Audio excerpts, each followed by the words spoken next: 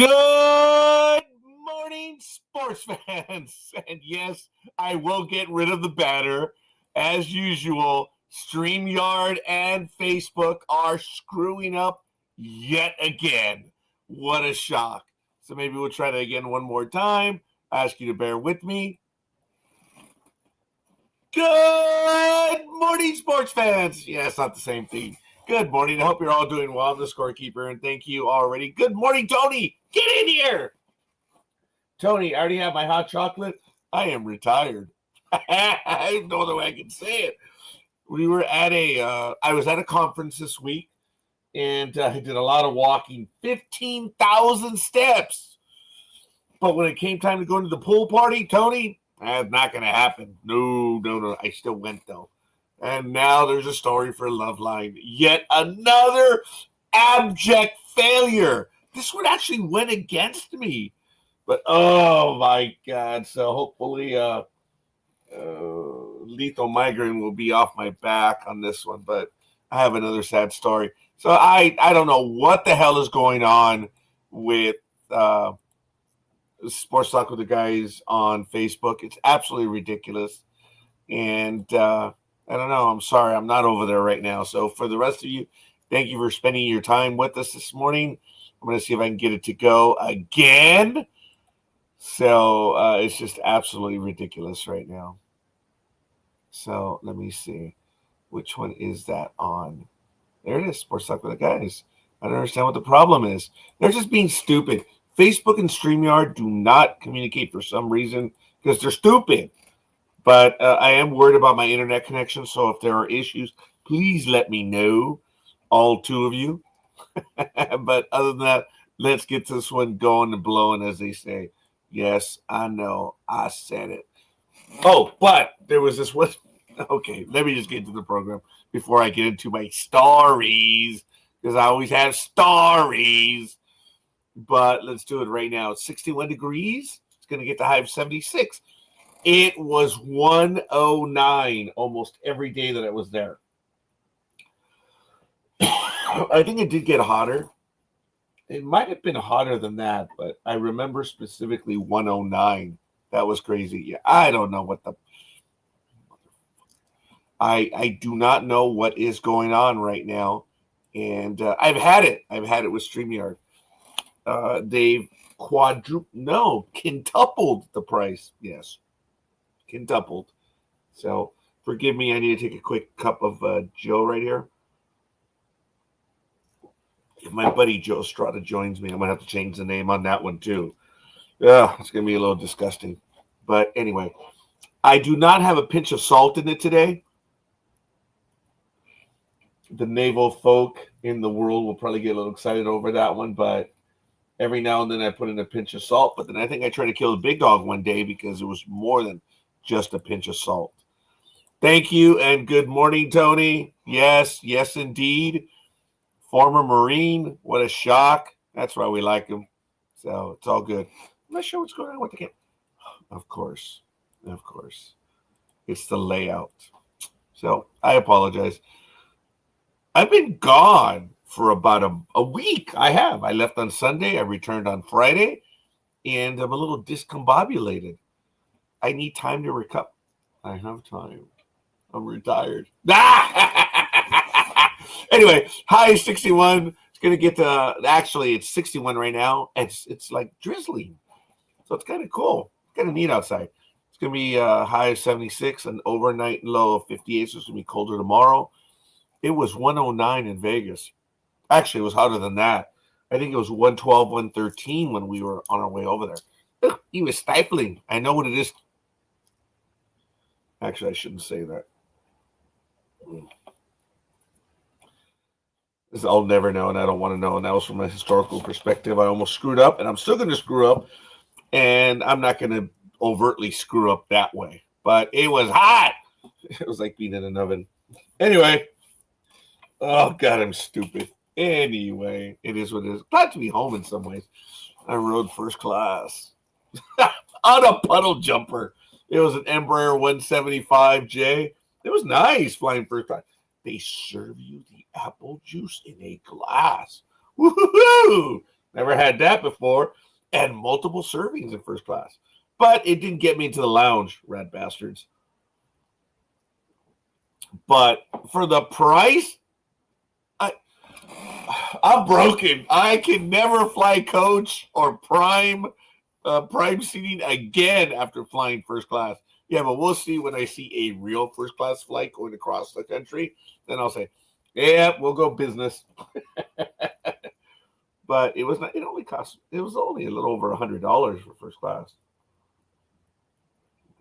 That means the fare was probably $33 back in coach. But oh man, I was in seat 1A, and I felt like the seat was permanently reclined. And while we were waiting on the tarmac, sorry, and I'm in the front of the plane, man. I started to snore waiting. Oh, that was bad. But it was like I was in a not on. Okay, I'm losing my mind already. But I was like in a coach. It was nice. It was like being in a recliner. I'll never be able to do that again. I'm gonna hate everyone who's in coach every time in first class every time I pass them. But the goal is not to, and that's what I'm going to be driving for. So we'll see. But the humidity is at 78%. Pressure is at 29.84 inches and rising. Visibility is at 8 miles, even though it is overcast. I think you saw I posted a video of landing in LA. I was about over between the 605 and the 710 when I was able to see the cloud cover or the marine layer, which was surprising because it was around noon. But we have marine layers. But it was kind of cool. You see us descending through the clouds, and it was kind of neat. So it was all right. Wind is heading to the northeast at 3 miles per hour. Dew point is 55 degrees. UV index is 0 of 11. We're in a waning crescent. Sunrise was at 5:39. That was a little odd. The last day or two, I was not able to rest very well, or I was waking early. And sunrise out in Vegas, it was strange. Like at 5 o'clock in the morning, I was already seeing sunlight, significant, copious amounts that it was throwing me. But it was great. I went to Latino Tax Fest, learned a great deal. And once again, I was reminded that I don't know everything. And the pool party on Wednesday night was a lot more fun than I expected. But I did not go dressed for a pool event. I went in normal clothing. Oh, my God. I was telling several people that the ratio is 70-30 women to men. At the pool party, it was 90 to 70. I don't know why I said that. It was 90 to 10. Oof. That'll be a disaster for the next program. I definitely. Anyway, taking a quick look at history. Back in 1907, British Open men's golf, Liverpool GC, Frenchman Arnaud Messi wins by 2 strokes from J.H. Taylor, the first non-Briton to win an Open championship. Wow, that really altered my life. Let me see. Oops, I messed up. Oh man, I switched to the generic history. Oh, I'm gonna have to take a look at that and see. Anyway, back in 1939, New York Yankees announced Lou Gehrig's retirement after doctors reveal he has amyotrophic lateral sclerosis. You all know that as Lou Gehrig's disease. And that was in 1939. He would pass away, I believe, in 1941 or so. Yeah, I'm having technical difficulties this morning. There's a lot going on. So good morning, Big Dog. Good morning, Dream. And I'm a little agitated. These pages are not working. Oh, yeah. It's my entire browser's down. Ooh, me no likey. So I'm out a week, and look what happens. Okay, here we go. Let's start you up. Oh, but I lost all the damn pages. Of course I did. Oh, man. You know, I opened up like about 30 pages to get to here. All right, let's take a look at the next one. National Rugby League, the NRL. I want to give a quick shout out. We already have quite a few likes. Thank you very much. Dream, Gridiron Girl, the big dog. Aisha? What the hell do you go by? And, you know, I should. What the hell's your name, Tony? What is it? The Philly Special. All right. It's going to take a while to get through to that one, so I apologize. So at the Ampo Women's State of Origin, this one was on the 29th of June. Yeah, we already talked about that one. Telstra Premiership, round 16. The Wests Tigers, and I pronounce it because it's Wests. The Wests Tigers lost to the Raiders 16-12. Must be rugby league. The Panthers 28-18 over the Warriors. The Knights 26-20 over the Dolphins. Also, Dolphins were today. And the Storm edged the Rabbitohs 25-24. Later tonight, 9 p.m. Pacific time, Broncos visit the Sharks. And at 11:05 p.m. tonight, local time, Pacific Coast, Roosters visit the Cowboys. What an entertaining mix, don't you think? Yeah, everything is going to be slow on my profile. Oh, I am reading my internet meter, and it does not. It says it's fairly good. I'm not on Wi-Fi. I'm plugged in on a wire. I cannot be on Wi-Fi out here due to IRS regs. You can't. We have to be hardwired or landline, whatever you want to call it. Yeah. So I removed the wireless, and I've had people come over and say, "Hey, can I hook up?" Like, good luck. You might get the router from inside, but not. I don't have one out here anymore. It just doesn't reach, I suppose. I'm going to zoom on ahead in Major League Baseball standings. I'm going to go over the others because I've lost the pages, and I'm so sorry. So in scores from games from yesterday, Mariners 9-4 over the Cubs.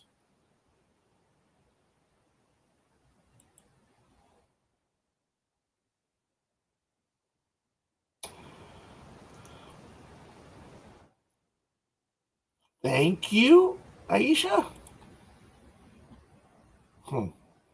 Rangers 6-2 over the Pirates. The Rays 14-8 over the Tigers. Sorry, Philly Special. Orioles 5-3 over the Yankees. I require no sympathy. Blew it over Weaver. Blew it. He's 3-0. Weaver falls to 1-2. Bautista picked up his 16th. The Black Sox 7-1 over the Blue Jays. Alexander over Turnbull. And when I see Alexander, I think of Doyle Alexander from the 1980s. I know you guys don't know who I'm talking about, so Miami 6-2 over the Braves. Junk over Fuentes. I would love to have Blewett versus Junk. Oh my God, I can't wait to see that happen. Cardinals 6-1 over the Commies. Palante over Singer. Phillies 10-2 over the Mets. Banks over Garrett. Brewers really put it on the Gemelito 17-6. Mizurowski versus Ryan, or Mizurowski won. Ryan took the loss. There was some scoring in baseball yesterday. Diamondbacks 14-8 over the Colorado Rockies. Gallen over Gomer. And the A-holes 3-2 in 10 innings over the Los Angeles Angels of Chavez Ravine. Hader over Strickland. Souza picked up his second. It would have been great had this happened in Baltimore. Souza picked up his second. Actually, that's a stretch. It was Francis Scott Key. Anyway, America's AAA team 65 over the Padres. Urseg over Adam, and Estevez picked up his 22nd. Athletics 5-1 over the Indians. Springs over BB, and the Dodgers edged the Nationals 6-5. Kershaw improves to 3-0. Gore falls to 3-7. Scott picked up his 15th. The Morons beat the hated ones 7-5. Bernardino versus Hele, and Chapman picked up his 14th save. So that's a quick look at the scores from yesterday. And as we do traditionally, we look at the standings. And let me share the screen so you can follow along. There it is. In the American League East, the Yankees are in first at 43-32. The Rays are 1.5 back. The Blue Jays 3. The Morons 4. And the Red October Orioles are 10 back. In the American League Central, Detroit 48-29. They're over America's AAA team, who's tied with the Indians at 9.5 back. The Gemelitos are 10. The Black Sox are 23.5. They're about to be eliminated from baseball. From playoff contention. In the American League West, the A's 44-32. Mariners are 5 back. The Rangers 7. And the Angels, who had done somewhat fairly well over the last 2 weeks, have now lost 2 in a row, and they fall into 7.5 back. The Athletics are 13 back. They're close to being eliminated, but that's another waste of time for another day. In the National League East, the Philadelphia Phillies are just holding on by their Yuppie fingertips, 46-30. Mets are 1 game back. The Braves are 11, even though they're 7-3. But the Phillies are 8-2, so that's why. Washington Nationals are 15 back, and Miami is also 15 due to the number of games that they've played. In the National League Central, the Cubs are 45-30. The Cerveceros, or the Cheaters, are 4.5 back. I'm never going to let it go because of that outfielder, Braun. What a Braun. Yeah, he was a Braun, but empty-headed jackass. Destroyed that poor guy's life, man. Just because he couldn't be a man, but he's worthless. And he's retired. He has his millions. Get the hell out of here. The Cardinals are 4.5 back. The Commies are 6.5. The Pirates are 16. And in the National League West, you have the Dodgers, who are 47-30, 610 winning percentage. The hated ones are 4.5. The Padres are 6. The Diamondbacks 8, and the Colorado Rockies are at 29.5 back. So the best team in Major League Baseball, obviously right now, is the Detroit Tigers with a 623 winning percentage. Second best team are Los Dodgers with a 610, and then you have the Philadelphia Phillies coming in at 605. That's it. Let's see, the run differential. Wow, the best team in baseball, Chicago Cubs, are plus 101. Wow, that's impressive. And the worst team, is it the Rockies? Yeah, minus 202. Wow. That's horrible. But it is what it is. So thank you for joining, folks. Why don't you let me know who's in the chat room, and we can go and continue. Shout out to Pete Moran, who's probably listening to me over on LinkedIn. And folks, actually, this is on my personal note. In the seminary community, we have Alumni Day coming up, and that is going to be on July 12th. So hit me up for some information. And I'm hoping to see, we already have about 12 people confirmed, which is not too bad. So we're already making plans for that. That will be on Saturday, July 12th. Damn, next month on March. I already have 3 trips planned. Wow. I must be retired. Oh, I'm sorry. Look, it's done. I have no choice. And like the day after I retired, I heard that the county made a deal, significant amounts of money in bonuses. I'm like, yeah, I'm done. I'm done. I picked up quite a bit of swag over there. I thought that was neat. This was given to me personally from Protection Plus. It was kind of cool. It's a neat little tumbler, I suppose. Ooh. Yeah, it's getting cool. That was just one. That's the one that I have with me right now. But TSA went through my bag because of all the swag, and they destroyed some of my stuff, and I'm really agitated over it. They broke a mechanical pencil and 2 of my cross pins. So I'm putting in a claim to TSA. So we'll see. But it is what it is, and we'll see. So, oh.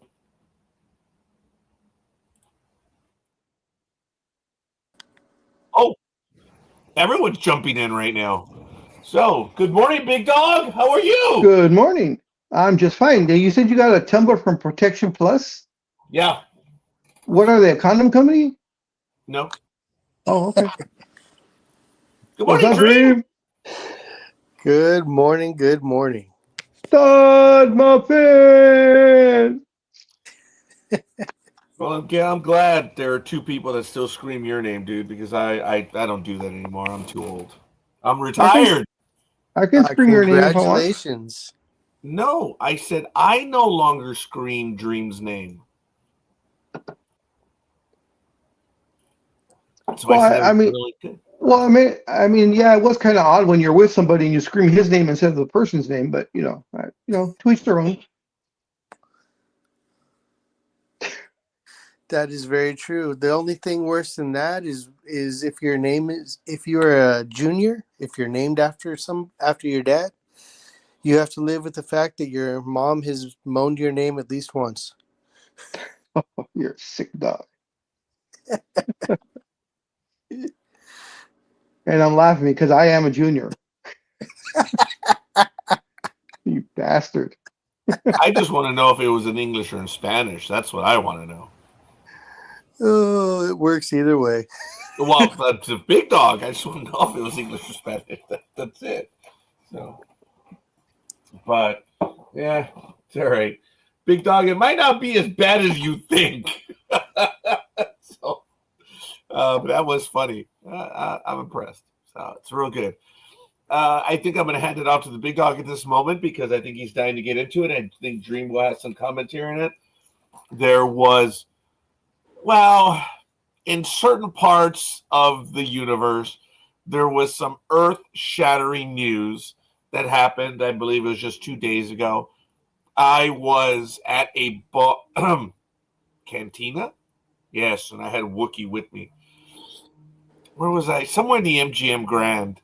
And the news broke, and I was genuinely surprised by it. And we always talk about values, monetary values. I guess this is the United States. And fans will always brag amongst themselves for some reason as to how much their teams are worth. Now, you will never know a Miami fan because they never brag. They never talk about what their team is worth. Hell, even America's AAA team will brag more. I think the Indiana WNBA team would brag even more than Miami, but that's neither here nor there. I'm going on too long. There was titanic, cataclysmic, not apocalyptic news in the NBA this week, big dog, and it affected your team. Ah, yes. But I'll get into it. Of course, what he's talking about, folks, that anybody who didn't know, who's been under a rock or doesn't follow the NBA, but the Bus family, yes, sir. Oh no, you I'm are? under a rock. Ah, I was, dude. That's all I saw that happened. And then the only other video I saw was, a bunch of stupid missiles and drones. That's it. So I apologize. I was that detached, man. Big dog. My estimate was wrong. It was 80-20 female to male at the conference. oh, I heard you say that, and then you said at the pool it was 90-10. Yeah. Well, remember at first I said it was 90-70? I don't know why I said that, but I wanted to say 90-70. I just thought it was funny. But yes, dude, it was yeah, it's a sad story for life. Love life. Go ahead. So, of course, the Bus family, led by Jeannie Buss, are going to sell the majority ownership stake to Mark Walter, who was already a minority owner, for a $10 billion valuation. Now, the way I've read it, and maybe I'm just wrong in the way I'm reading it, but they're not saying that they sold the Lakers for $10 billion. They're saying that the valuation of the Lakers is $10 billion, and the percentage, Mark Walter had 20% of the Lakers already.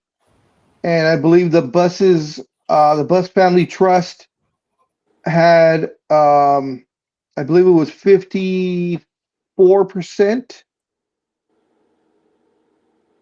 And now the Lakers are going to have about 15%.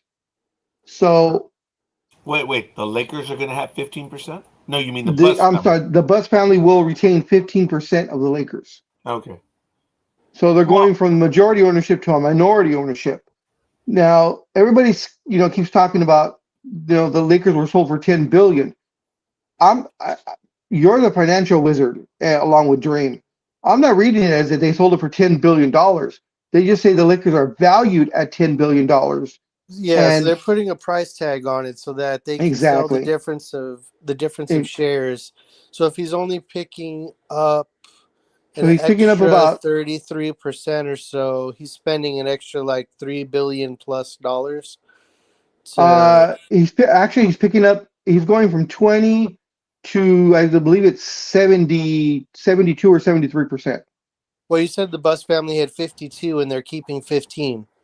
True. Never mind. Yes. okay, So well, he's All right. gentlemen, Okay, here we go. excuse me, Big Dog. I want to be argumentative because Sure. I thought it was reported that he is picking up a majority stake for 10 Yes. billion. So whatever he bought, it was for 10 No, billion. no, no. every article that has come out about this says that the Lakers are being sold with a $10 billion valuation. Okay, It so I always have not says that. read. I just am going by the Okay. idiots on ESPN when they said that he's picking up a majority stake, Correct. and it is what it is. All right. Correct. So So if he's picking up a majority stake, he had 20%. He's picking up 30 something percent from the Bus family.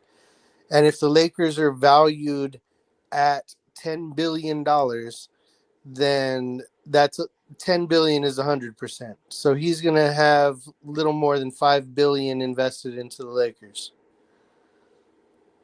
yeah. All right. So here's the article itself. So then, Bus guys, families. Big Dog. So then, forgive me. All they had to say was, and you go over your math again, Dream, but it's roughly $3 billion. That's all he's paying. They're overselling this thing. That if in fact he only picked up a 30%, and if they're valued at 10, he's only paying $3 billion for this. Yeah, because he was already in it for 20. He had a 20% interest already. The 20% controlling, or he had 20% of the Lakers already. So for him to have a majority share, he has to pick up over 30%. We're saying the same thing: 6 in one hand, half a dozen in the other. All right. So from the article itself, the Bus family is entering into an agreement to sell the majority ownership of the Los Angeles Lakers to Mark Walter for a franchise valuation of approximately $10 billion, the highest ever for a U.S. professional sports franchise. The Bus family will keep a minority share of the team, just over 15%, for a period of time, a source said. In addition, Jeannie Buss will remain the Lakers governor and continue to run the team for at least a number of years. Sources with knowledge of the deal told ESPN's Ramona Shelburne. It was guaranteed as part of the agreement that Buss would remain in charge for the foreseeable future, and Walter fully endorsed this plan, according to sources. Walter is the CEO and chairman of diversified holding company TWG Global, which has been a stakeholder in the Lakers since 2021 when he purchased Phil Anschwitz's share of 26%. Oh, That's also when Walter received the right of first refusal on the majority share of the team.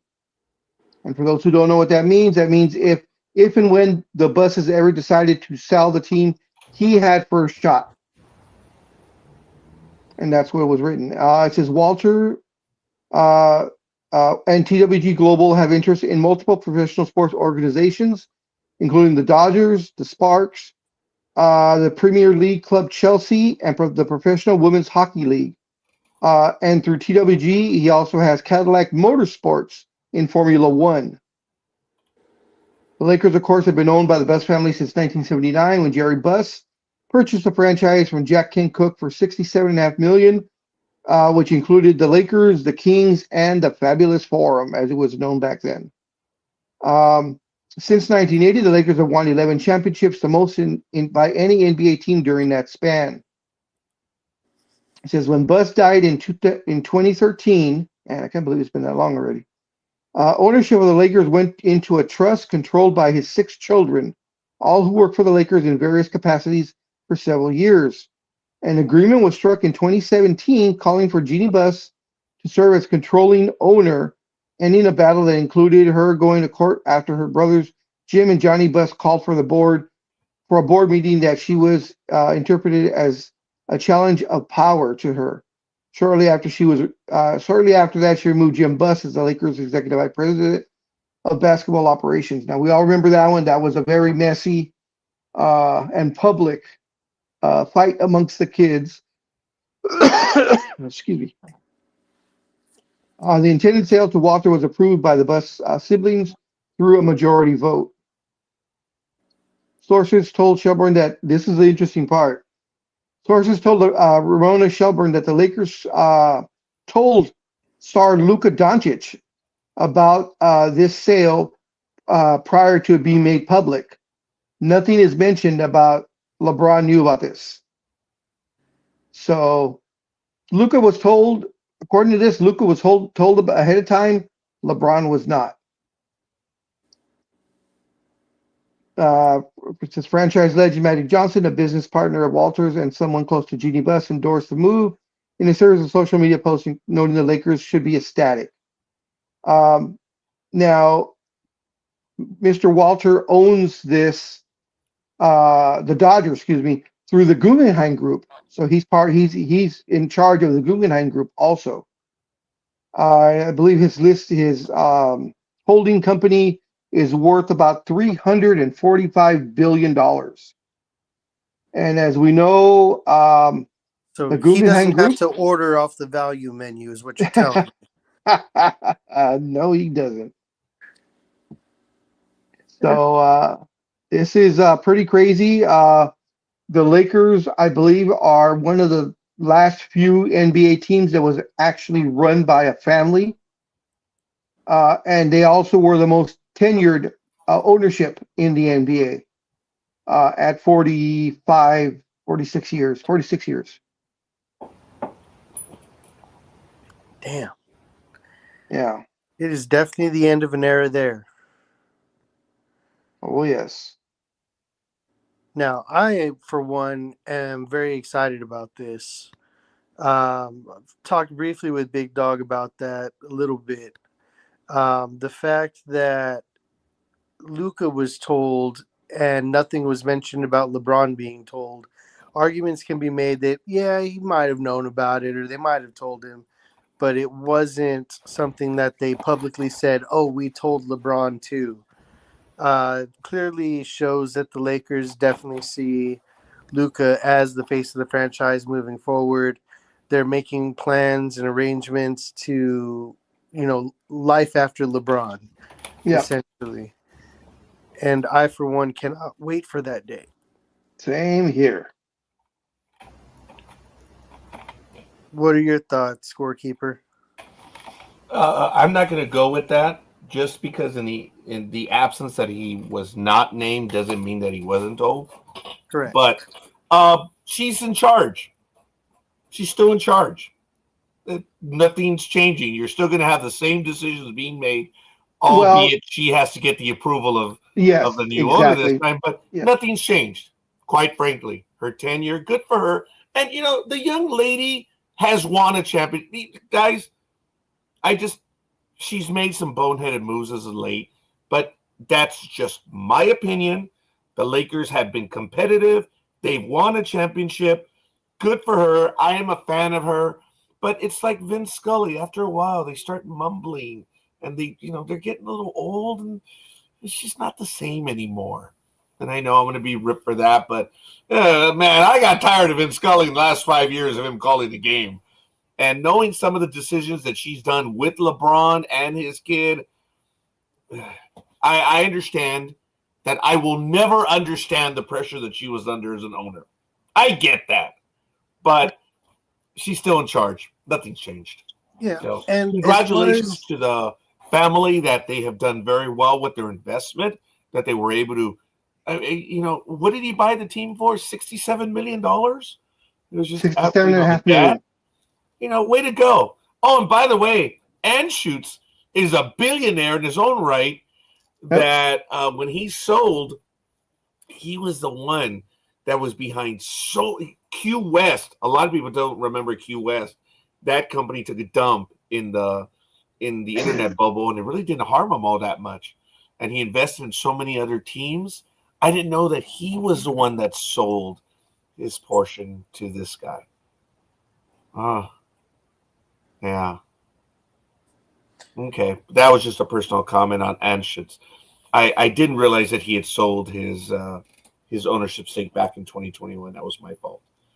Hey, way to go, Lakers! Good luck, Laker fan. If it's expensive now, it's going to get expensiver after this. Right. Yeah, that's true. And the big difference, because everybody's talking about Walter, that how much they've put into the Dodgers, that they're just unlimited spending. That wallet is open and they don't care, and of course this is the phrase that everybody talks about that scorekeeper hates because it's true about every single championship. But I don't know how many non-Dodger fans say, well, they bought a championship. Well, everybody buys a championship because every team spends that kind of money to win the championship. Hardly any teams are homegrown anymore, not the entire team. But be that as it may, Laker fans that don't realize or are just too stupid, they must be former Clipper fans or something.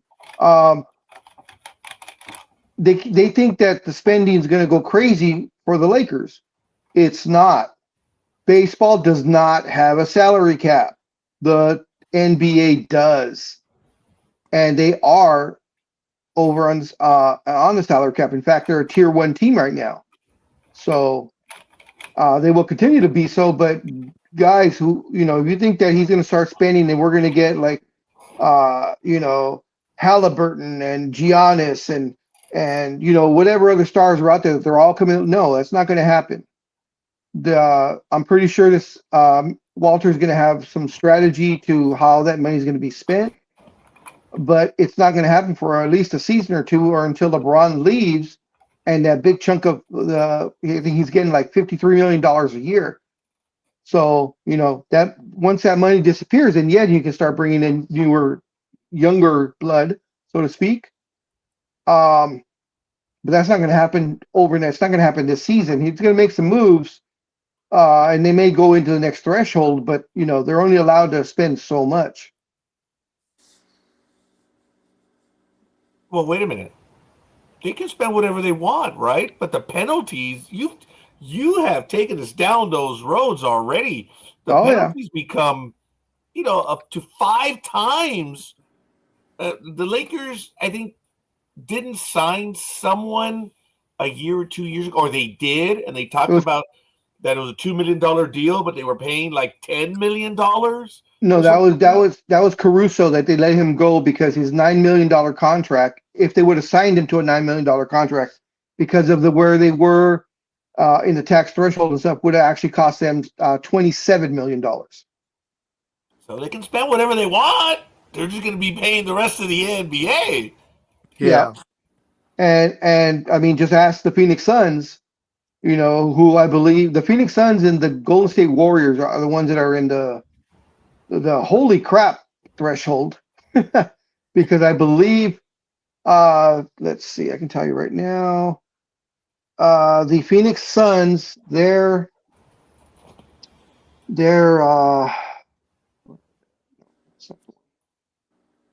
threshold. Come on. And while Let's you see do that, Big Dog, I I got actually it. don't hate when people say the Yankees bought a championship or whatever. It's kind of like that dog that barks and barks and barks. It just barks. Like a Chihuahua? Well, whatever. It barks to make noise. How many times can you beat that stupid dog? You can't. It's going to bark forever. And that is the the ignorant soul. Oh, when your team bought the championship, they have no idea on how sports work. There is no such thing. If there's a homegrown team in Major League Baseball, the closest might be Miami. That's it.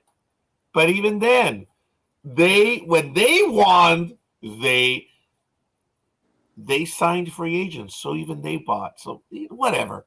It's just when someone loses, they come up with a new phrase. And that's it. Oh, of course. So the Phoenix Suns salary cap this year, their salary on their team, and of course, for those who don't know or didn't pay attention, but the Phoenix Suns didn't even make the playoffs. But the Phoenix Suns salary for the year was $212,283,000. $212,283,821. After the salary tax and them being a repeat offender and so on and so forth, their final salary was just shy of $400 million. Jesus. Yes. Which was $399,999,999 more than I would have paid for that team. I mean, wow. Look, again, folks, how many times do we have teams that do not spend? We can laugh at Phoenix, and oh, God, do we. But management put up, and now they have to shut up. I will give it to management. They made poor decisions. It's sad. Or the decisions turned out to be bad. But I still got to give it to Phoenix because they invested and they paid a great deal. Come on, guys. How many fan bases are wishing their team would spend $200 million on the salary? So it's good and bad. I'm definitely laughing at Phoenix just because I can.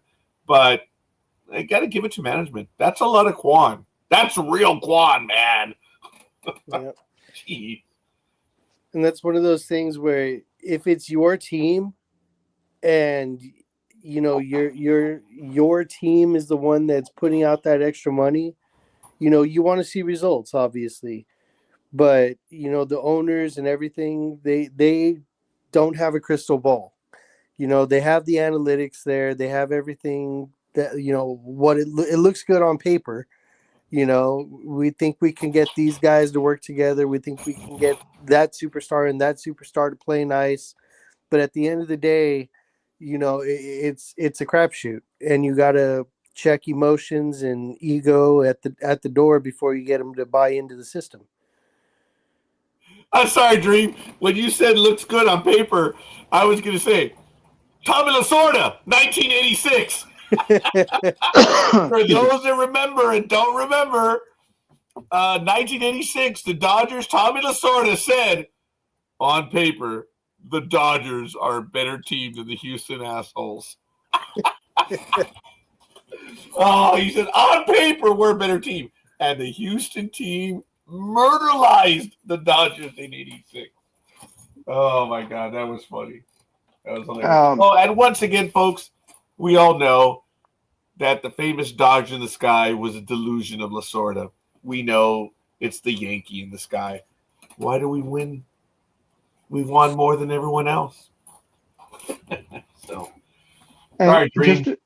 Just to show you, or for those who don't know, but $150 million of that $212 million went to just 3 players.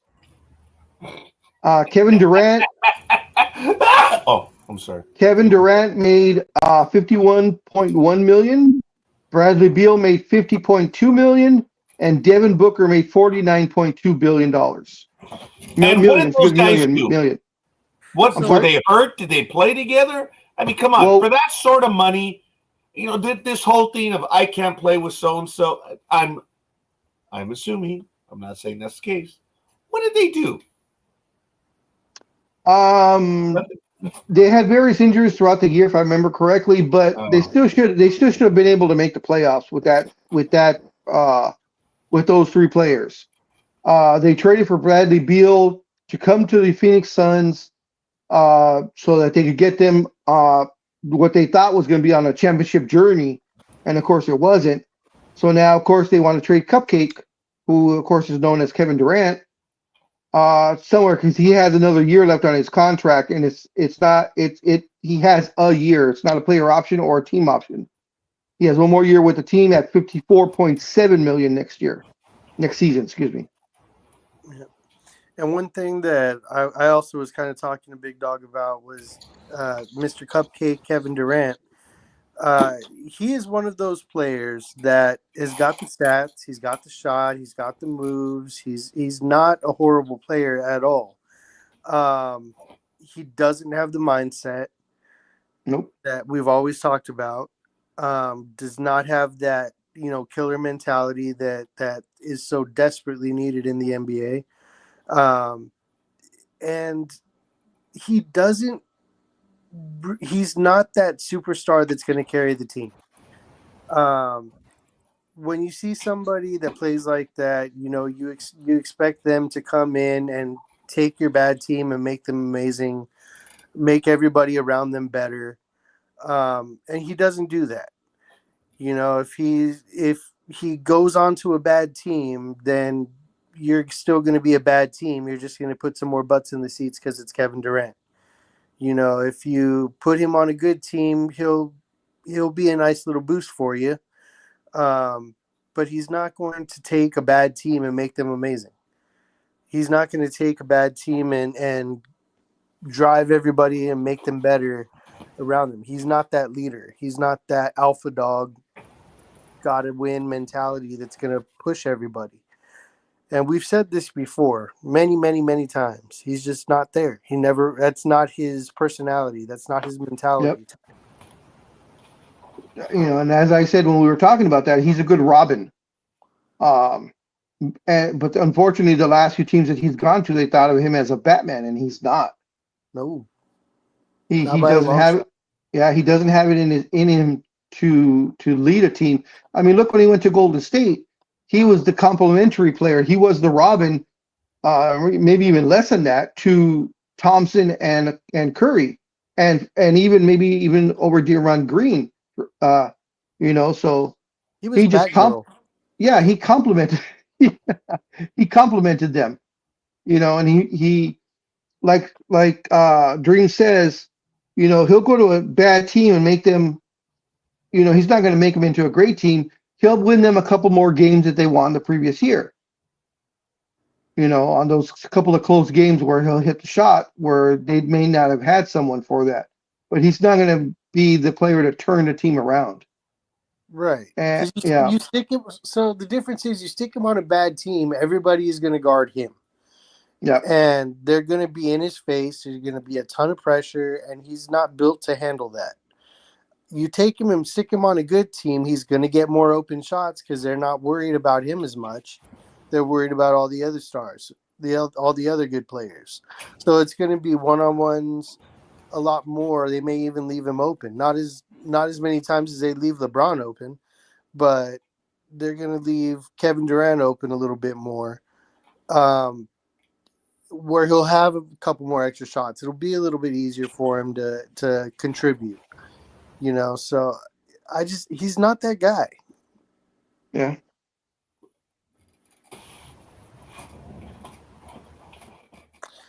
I fight hard trying to find that guy. I don't see that in the NBA anymore. It's just, I don't. The last person I saw with that kind of mentality was Kobe. call me crazy, but I haven't seen anybody with that same kind of mentality, that assassin, like, we are going to win. I'm going to make sure that we win regardless. You don't see anybody with that work ethic. You don't see anybody with that determination, that grit. I haven't seen it. You know, you can argue that like Alex Caruso is going to dive for the ball and do all the dirty work, but he's not on the same caliber. Yeah, that's true. You know, that's one of the reasons why it hurt to not have Alex Caruso on the Lakers. You know, I can understand, like we talked about, I can understand them not wanting to pay $27 million where it's supposed to be $9 million. You know, but end of the day, you just don't see that anymore. Yeah. I mean, right now, you could say, and it's not even close to being a comparison to what the way Kobe put in the work, but Tyrese Halliburton has been gutting it out with the injury that he has, you know, putting the team on his back. But even then, you know, he has a lot of help. But and he can't go left. But we talked about it the other day, and I'll get your opinion, scorekeeper. Can you imagine what Jordan would have accomplished if he would have had Kobe's mentality? Wait a minute, Jordan? Which Jordan? Michael. When people say Jordan, there's only one Jordan. It's Michael. If he would have had Kobe's mentality? If he would have had not his mentality, his work ethic. His work ethic. Michael Jordan had a. I'm not gonna entertain that one. That's my opinion. Jordan is. I don't know enough of Jordan that his work ethic was questioned. I didn't know enough. Well, Jordan was known to go play 9 holes of golf before a game, go drinking, go gambling till 2, 3 in the morning before a big game. Babe Ruth? Kobe never. I understand that, but that's why we're saying, can you imagine if he would have had the work ethic of Kobe Bryant, what he would have accomplished? No, I normally don't play these games because and I'm not saying a game. I don't play these woulda, coulda, shouldas because I do enough of that in my professional time that I don't do it for sports. I don't see the point. I really don't. You know, if you really want to see how good they would be, go play Nintendo All Sports and trade for the players, or PlayStation and do it that way, see how good. But I've told you guys this, that the person, you're altering the player. You don't know what you're going to get. Barry Bonds, one of the biggest a-holes in the world, but that's what got him to be where he was. What would happen if he was a nice guy? Do you think he would have had that same drive, desire, whatever? I've already put that out there. It's not even worth even talking about it. They have what they have. If you alter their game, you don't know what you're going to get. I've done the multiverse storyline already in Star Trek. It's boring. Scorekeeper's like, what, the butterfly effect? And I'm not trying to poo-poo Big Dog. It's just that's one that we've been on this program for 17 years, and you know. I think I only played once. Yeah, you only played it a couple of times. I don't. It's just the results speak for themselves. Jordan did what he did, how he did it, and you know, hey.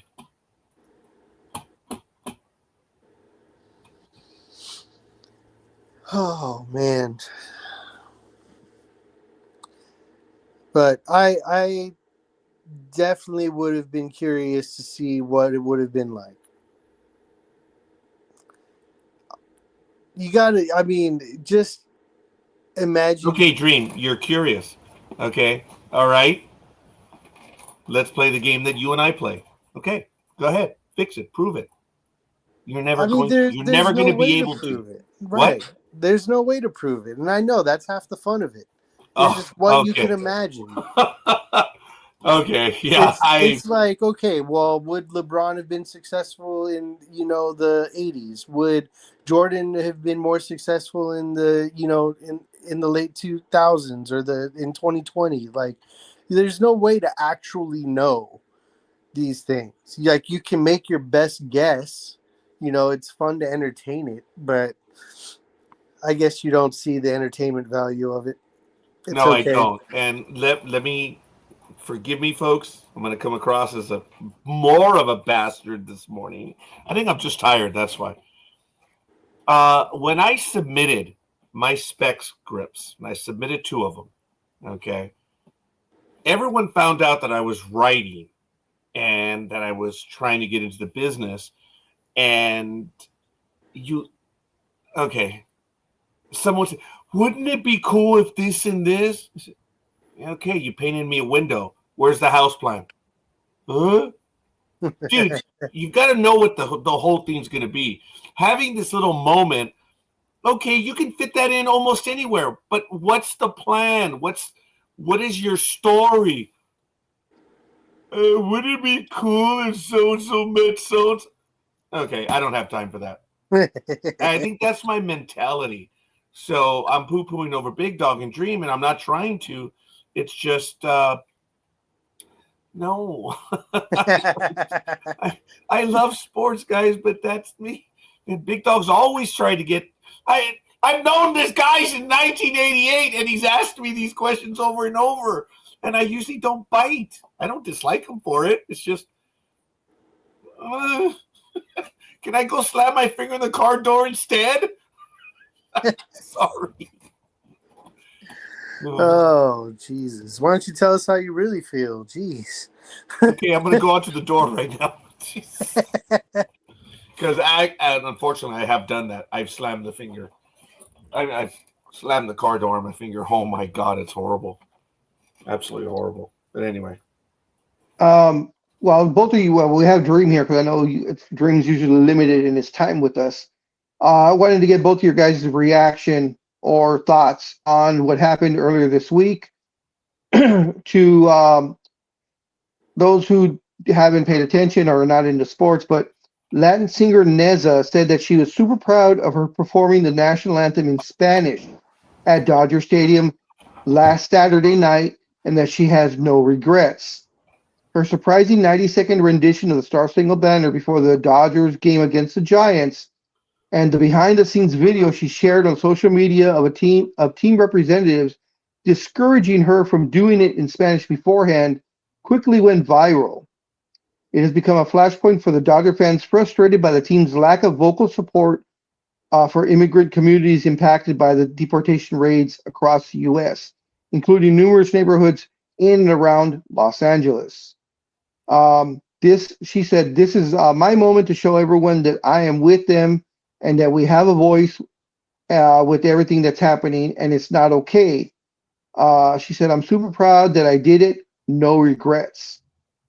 Neza said she hasn't yet decided whether to sing in English or Spanish until she walked out onto the field and saw the stands filled with Latino families in Dodger blue.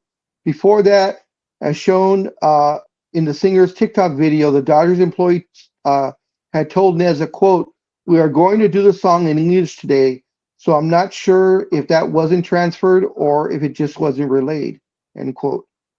The Spanish language version of the Neza song, I won't even try to say that in Spanish because my Spanish is horrible.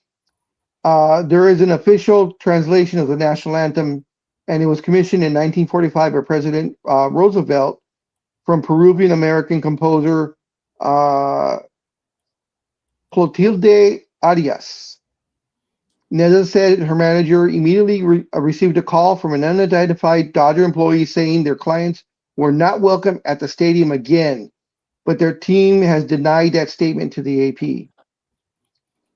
Quote, there were no consequences or hard feelings from the Dodgers regarding performance, the Dodgers said in a statement. She was not asked to leave. We would be happy to have her back. Despite the Dodgers statement, Neza said she does not think she will return to the stadium, but she says she hopes her performance will inspire others to use their voice to speak out.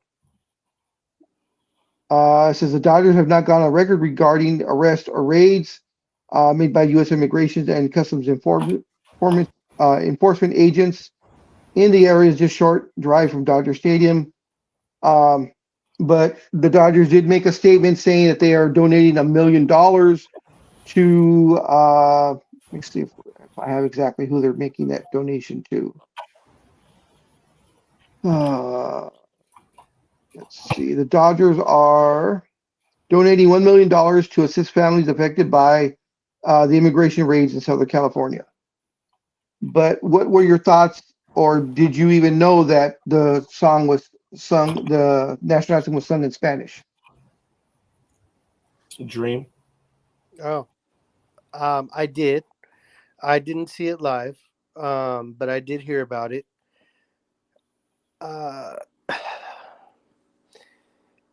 It's difficult to separate one employee from the entirety of the entity. I know that was both repetitive and redundant. It's I have so many issues with this because, I'm Hispanic as well. We all are. Yep, we just lost 50% of our audience. Wow. As neutral as I can be, my family lives in the cities directly around where all these protests and raids and everything were already. So I am about as progressive as they come. What the heck was The hell was that? that? Oh. Oh, sorry. I'm just used to you blowing hot air. Well, Scorekeeper just showing just showing how much interest he has in this by Right. doing that. No, I was actually trying to clean my keyboard as I'm listening to you guys. And for you to imply that I don't have any interest in that, you're out of line, buddy. But we'll go ahead and continue. That was an accidental one. I thought it was quieter. But please, Dream, I interrupted you. Continue. Okay. I'm about as progressive as they come. I definitely have to understand on my side that the actions of one person do not reflect the representation of the entire organization. If the Dodgers organization is going and saying, "Hey, you're welcome back. It was not our intent," I don't know where this confusion was, and they're coming out and they're saying all this stuff after the fact. You have to take them at their word, essentially. Does that take away from her experience? That not necessarily. I don't know. I don't know how the artist felt in that situation. I don't know if it was multiple people giving her problems. I don't know. Yeah. So I can't answer to that. Do I feel $1 million donation is a cop out? Kind of. I mean, $1 million is no chump change to me and you. But they're essentially getting a tax write-off. They're getting $1 million tax write-off. So when a large organization says, "Oh, we're doing this donation as the cool," well, what are you really giving or sacrificing for that? That's just my 2 cents. And I don't know about either one of you two, but I have never heard the national anthem sung in Spanish, and I didn't even know there was an official version of it. I mean, have either of you ever heard it sung in Spanish? I never have. No, but we've heard 20 million variations of it in English. That is true. Some really, really great, and some not so great. Scorekeeper? this is one of those times that I will not air my opinion because of the issue that it is. Everyone who knows me knows where I stand. I am a realist, and I will save my political commentary for another program. I will only tell you that we're going to lose however it, and I'm saying this program is going to lose however it is by us airing our opinions right now. There are going to be people that are angry at us because it's right there. It's right in front of them. You should know better. And what I mean is you should know better about singing in English. Is there a requirement about singing in Spanish? I myself would not have sung in Spanish, but I don't have a singing voice. So again, now she says that she didn't make a decision to sing up until she got out there. There's video that they're telling you not to sing in Spanish. So, okay. But good for her for singing in Spanish, letting everyone know that she's with them. Okay. I know that any little bit will help someone else. So it doesn't really matter whether it's right or wrong. It's whether you believe in it or you don't. And it is something that is very difficult right now for me. Folks, nothing personal when it comes to all of you. I have done things. I have been on the lines. I have walked. I have visited house to house. I've demonstrated. I've done it. I am there, but I miss not being there now. And then if anyone says, oh, well, then you're a rebel rouser. You're a... No. I've been to so many demonstrations. I can point out the people that are going to cause the problems. I've talked about that. Yep. They're the ones that have the handkerchiefs, the backpacks. Who the hell goes to a demonstration with a backpack that's jammed? Because they got their stuff because they're going to do their hooliganism. And then they start it, and then the authorities respond, and then the other people get angry because they're there, and then they respond and it gets out of hand. And then a good cause is labeled a bad cause. So there's so much to this, gentlemen. I'm not trying to put you guys down in any way. This is a passion of mine that I believe in law and order, first and foremost. But I also believe there are ways to do it. And what is being done right now is wrong. Okay, guys. Big Dog Dream, and I don't know if Philly's going to come. I'm not going to record anything but Phil. You want to end this whole issue of illegal immigration? Very simple. Make every employer follow E-Verify. 99% of employers refuse to follow it. You want to end illegal immigration? E-Verify. And for the people that don't know what is, they don't want to do it though. So let's get real. So then they go about it other way. And all these immigration raids, you see, I'm already losing it. I already am. I'm getting out of hand. And I don't want to do it. But that's my whole thing. You want to end it? E-Verify. That's it. Okay. Because the employers are no longer responsible if they do hire someone illegally. And everyone has to pass the government saying, yeah, you know what? They can work here legally. It ends it. But no one wants to do it. And the reality is, if you do it, prices are going to go up. So it's such a complex issue that, for me, having one young lady sing a song, I'm glad that she did what affected her heart. But for me, it's bigger than that. And I can't just leave my comment on what one individual does. And that's why I'm going to come across as an a-hole to you guys. I'm not trying to be. Not at all. No. We have to say the disclaimer that the opinions expressed herein are not reflective of sports talk with the guys, but are our own personal opinions.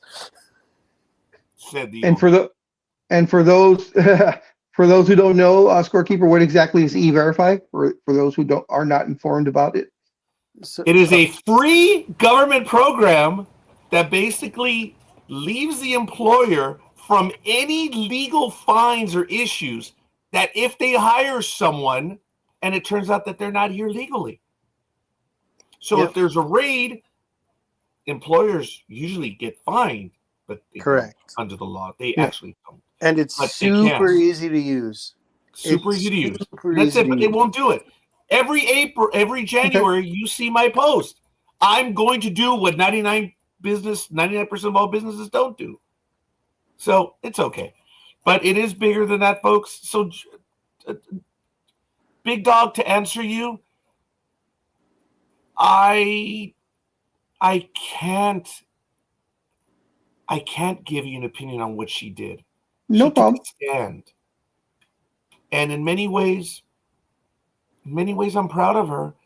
And in other ways, I'm like, I don't know, you should have done that. But she was put in a position, and what did she do? She did what her heart told her. Young lady, good for you. Understand there are people that are going to dislike you now. Maybe it doesn't matter. Maybe there are ramifications down the road. But in an age of the pussification of America, good for you, young lady. I don't know if I would have had the wherewithal. Let everyone else argue over it. I just know what I have to do. And I'm copying out. I'm being I'm giving her a compliment and then I'm doing what I'm making fun of, the pussification of America. It's just I choose not to do right. Yeah, okay. Yeah, it's bigger. Yeah. I will have a comment on another program. So do your intro, Big Dog. He's blowing air. I want to know if he's had his egg whites, but will you do the intro for the love of God? All right, folks, here he is.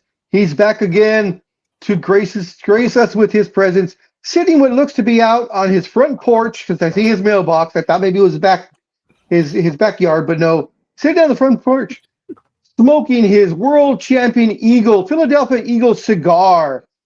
He is here for hopefully the rest of the show, but he is, of course, the Philly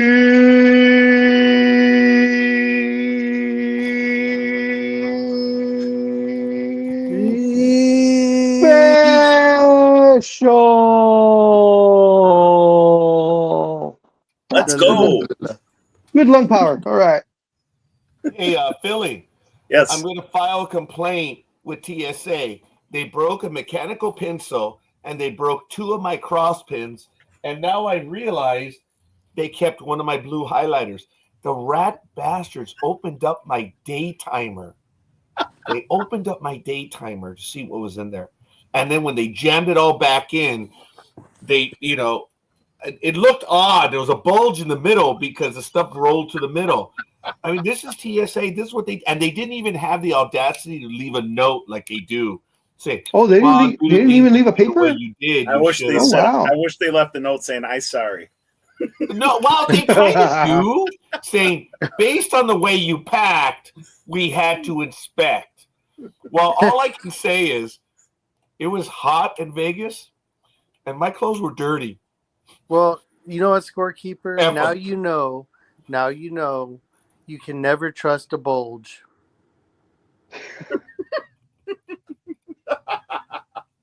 I don't know what it has to do with my day timer, but I will acquiesce to that dream because it was funny. I will acquiesce.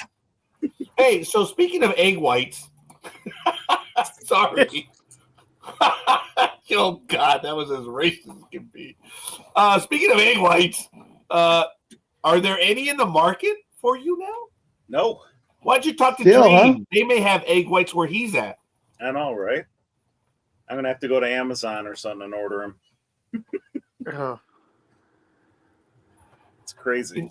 You know what? Bringing up Amazon, Big Dog, I owe you an apology.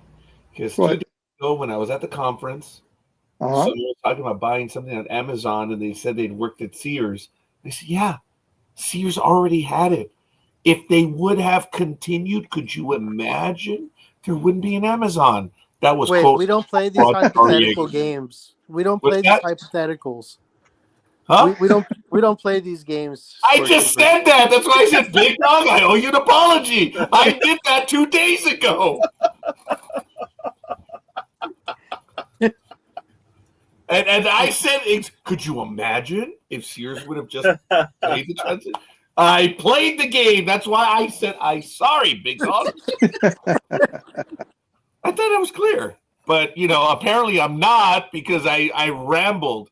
And it was controlling my fervor, Aisha, but thank you. And good morning, Matt.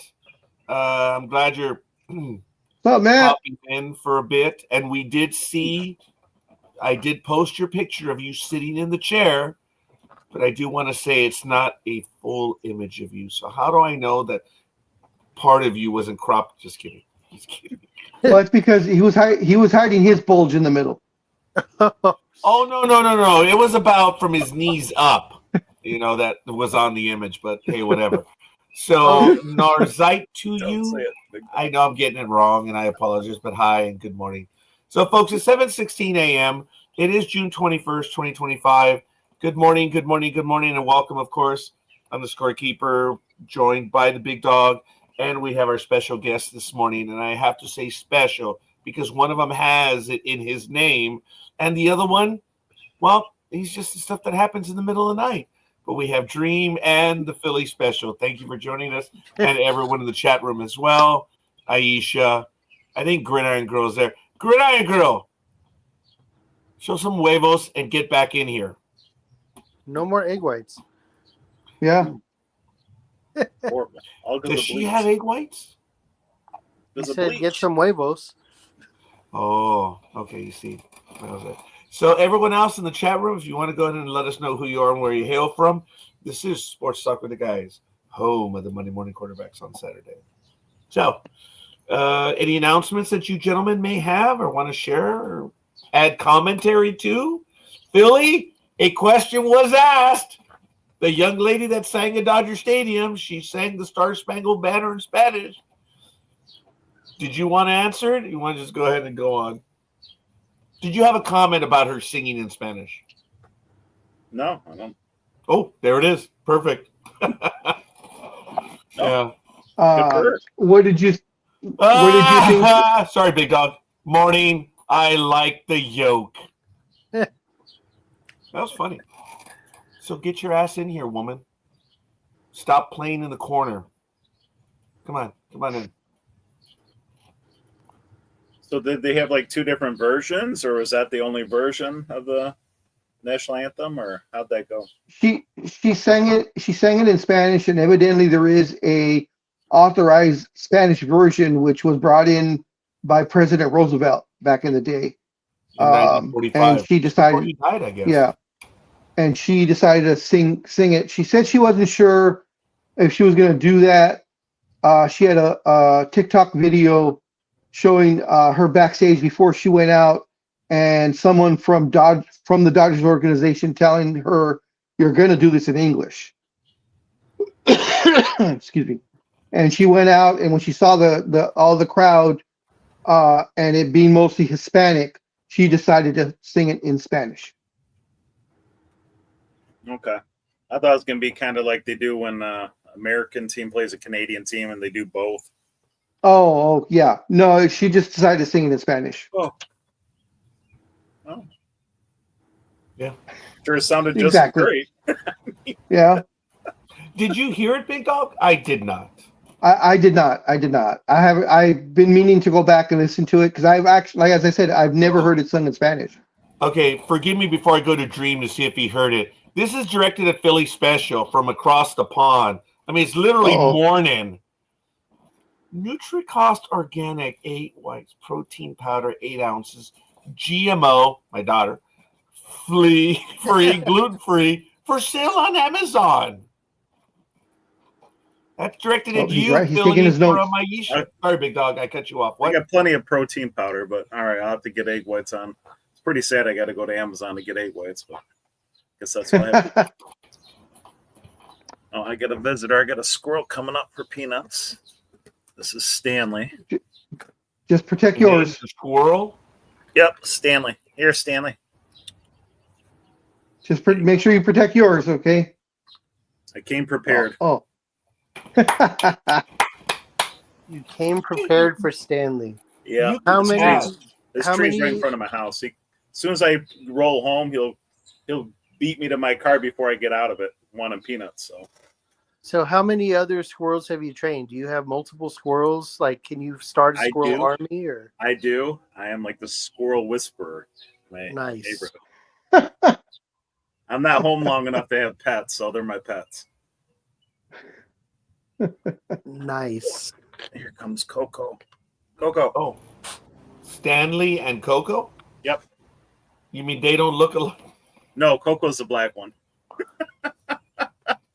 Stanley stands on his hind legs all the time. That's how I know it's him. Pretty much walks on two legs. Boy, there was a joke there, but oh boy, I wasn't going to do it. I know. Especially with Dream here, I was like, oh. No, not gonna play that one either. Yep, nope. I wasn't saying the same thing. Nope, I mean, I couldn't that even one. end my comment without a smile. I was like, oh, shit. I was like, oh, for the love of God, let's keep moving forward or backward, however. So, Guys, Philly, I'm directed to the audience. It's unintentional. Guys, there is no hatred amongst us. We'll say stuff and we will slip big time. It's never been intentional. I mean, we're just stupid. Yeah, I was gonna say, we try to make people laugh. That's what we're trying to do. We're all legally adults with the mentality of juveniles. that's right. Sports Talk with the guys. Home of the Monday Morning Quarterbacks on Saturday. Stanley? Why the hell call him Stanley? Coco's a black one. Oh, how I wish I could take that one further. Thank you, Aisha. Yes. Even he's just the same thing. Sup, Tony Dream, Big Dog Scorekeeper. Keep talking crap about the chair. I'll send you more proof if you're still not happy about the chair. Wow, getting a bit aggressive there. Speedy, I think most people are satisfied by the fact that they saw you sit in the chair. It only took 3 years. That's all. Just took 3 years. I mean, we were so concerned. It was well worth the wait, though. Yeah. Oh, are So, the birds named also? Oh Lord. So who's that? Oh, who's that now? Coco. Oh, okay. Coco's hungry. So, Yeah.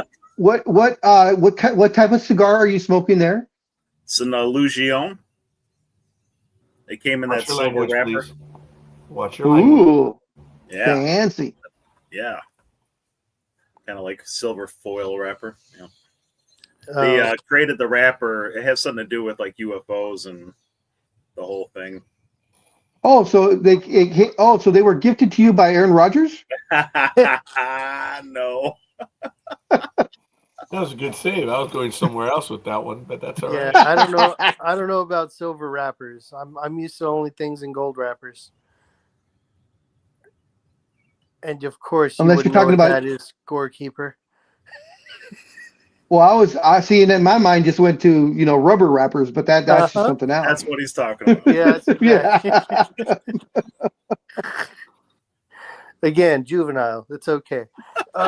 Gentlemen, this is the only time I'm going to say it, but I can actually say it. What happens in Vegas, for the love of God, stays in Vegas. Except for herpes, that shit will come back with you.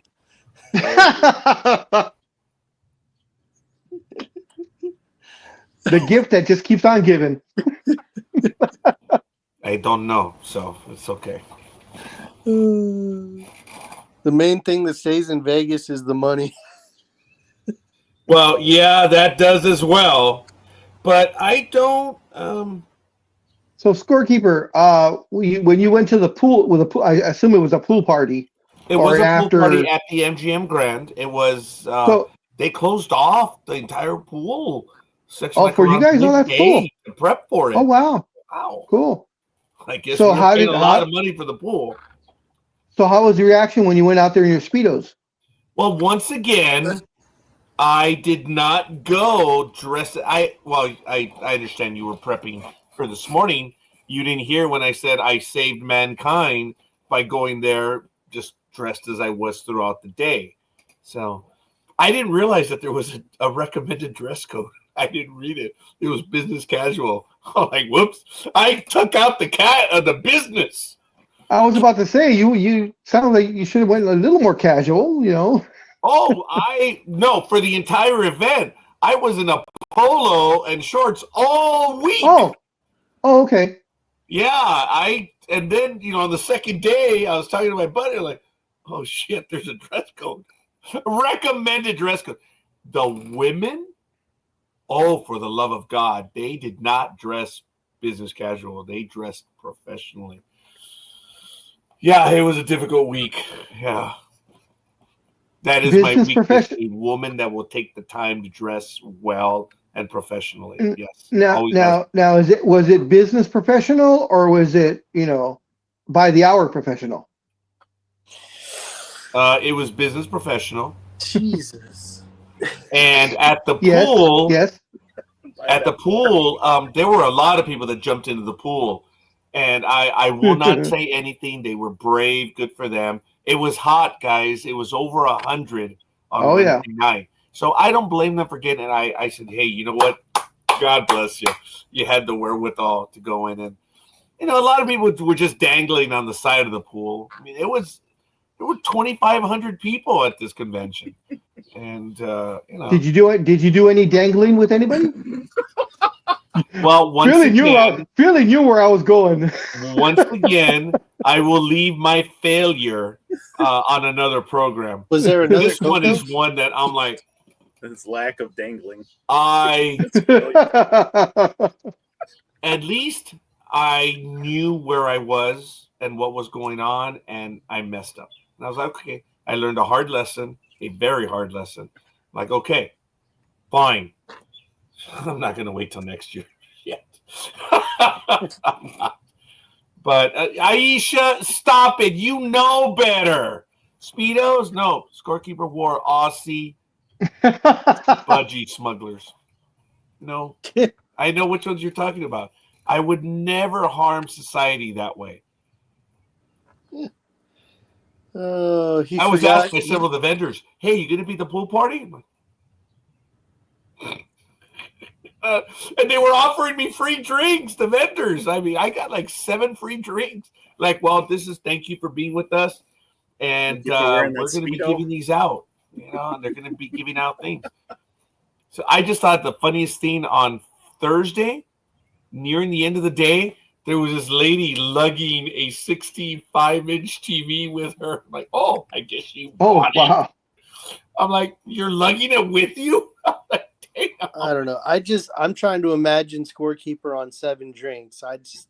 It doesn't compute. Well, Dream, I understand the experiences. Oh, gotta be.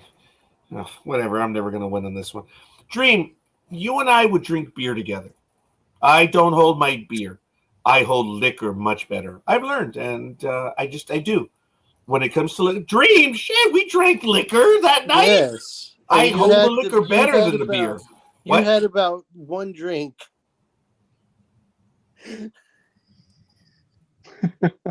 And what? Yeah, because we were going to be up all night doing our program, dude. Exactly. Dream had a little bit more than 1 drink. That's all, and I'm glad he was in a great mood, dude. It was awesome. You don't quite remember the podcast, the show we did when I had the whole bottle, do you? Oh, I do. Folks, when we started another program, I was desperate because it was going to be a whole new thing that we hadn't done, and I told all the guests, I said, bring something that it represents you, like a hobby or a collection. Bring a drink that you like. Dude, that thing became the funniest I'd ever seen. You had 4 guys drunk as a skunk. Sorry, not trying to be disrespectful to your squirrels. And dude, that program just became a drinking program. That's all it was. Yeah. It was funny.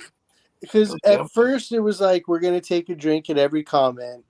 Then we're going to take, a drink, when somebody says something, like when we get a guest on. And then it was... And then every swear word. then no, it just became anytime we got a like, anytime Oh, that's right. took a Every drink. time we got a like, dude, that's right. Every time we got a like, everyone was taking a hit. That was a mistake. Yeah. That genuinely was a mistake. Then it at somewhere along the lines it just became F it, we're finishing this bottles. So It was funny. it was yeah. That was a night. That was a night. A night? That was a regular thing. Tony, wasn't it a regular thing? Pretty much turned into that. Yes. That just happened. That's why I said it became a drinking program. But I have fond memories. Are you kidding me? It was, oh my goodness. That thing blew up in my face quicker. And I'm like, whoops. But, oh yeah, I heard crap from everyone about, hey, why are you doing that? What? What are we doing? What are we Live doing? life to the fullest. Yeah, come on, man. There was no hate exhibited. There was no anger exhibited. I mean, we were just a bunch of old guys. Right, Tony? Right? That's all it was. Oh, my God. It was funny. It was good. But all right. Ladies and gentlemen, hey, Philly, what's going on in the world of Detroit, which I guess has the best team in baseball, right? Well, like you would say, we'll see in October. Oh, Ooh. Philly, you give me way too much credit. Mine was a cowardly way when a Big Dog ambushed me. You're like, talk to me in October. Talk to me in October. So Okay. Don't Well, worry, the Yankees will get you the some Yankee seats. way. Okay. Ooh, thank you. That's even better. See, I hadn't seen Big Dog for a few weeks, and he said, "Hey, so how your Yankees doing?" Oh, well, is it September yet? Yep. Oh my God! To this day, one of the better lines on Big Dog. Oh yeah. Yeah, That's how you know Green Day was big Yankee fans. Because their song was "Wake Me Up When September Ends." Oh, that's good. So, do you have any stories, Philly, that you wanted to get to right now? No, I mean, I'm very happy with the Tigers baseball, of course. Kind of for a NBA Finals that I thought might be a wipeout. I'm excited it's going 7 games. It's got me more interested and plugged into it. Yeah. It's been a hell of a series. Halliburton coming through it, playing through some aches and pains, and boy, he played like he wasn't even hurt. right. I mean, I watched the highlights. I was working, but yeah. Oh yeah. Tip of the hat to his to the medical staff and the trainers to get him ready to play. I just hope it's a close game 7. I don't want to blow out. When is game 7? True. Tomorrow at I believe it's 5:00 Pacific time. So for America, game 7 generates a lot of meals and a lot of bar activity. I mean, even I'm thinking like, hey, maybe we should go out Sunday night, And yeah, so it's it is Sunday at 5 p.m. Pacific time on ABC. Man, we haven't had a game 7 in a long time as far as the finals are concerned. Who would have thought these two would go to game 7? Yeah. They said before and this each would be one of the biggest upsets. If Indiana who would have thought these two teams would be in the finals? That's true. Yeah. Much less going to a game 7. That's true. Much credit to these teams for fighting as hard as they did. Yeah. Whichever one wins, it'll be their first, so that it'll be definitely well deserved. Yeah. Yep. Did you have any thoughts or anything, Trilly, on the Lakers being sold? Not really. I mean, I know you're very vested into it, but wow, that was as polite as one could be. So, hoping to see they'll give it to Dennis Rodman or something. Maybe he'll buy him out or something. Are you kidding? He'd never do that because that will prevent him from throwing his weekly parties down in Laguna Beach or Newport Beach, wherever it was. Or him and Redick going together and get it. So, guys, just to clear it up, the Lakers owned 66% of the Lakers at the time I'm of the sorry, sale. the Lakers own 66% of the Lakers. Yeah. Like, Yeah. hey, Kenny, did you know that the you own Bus the majority family- of your life, but you don't?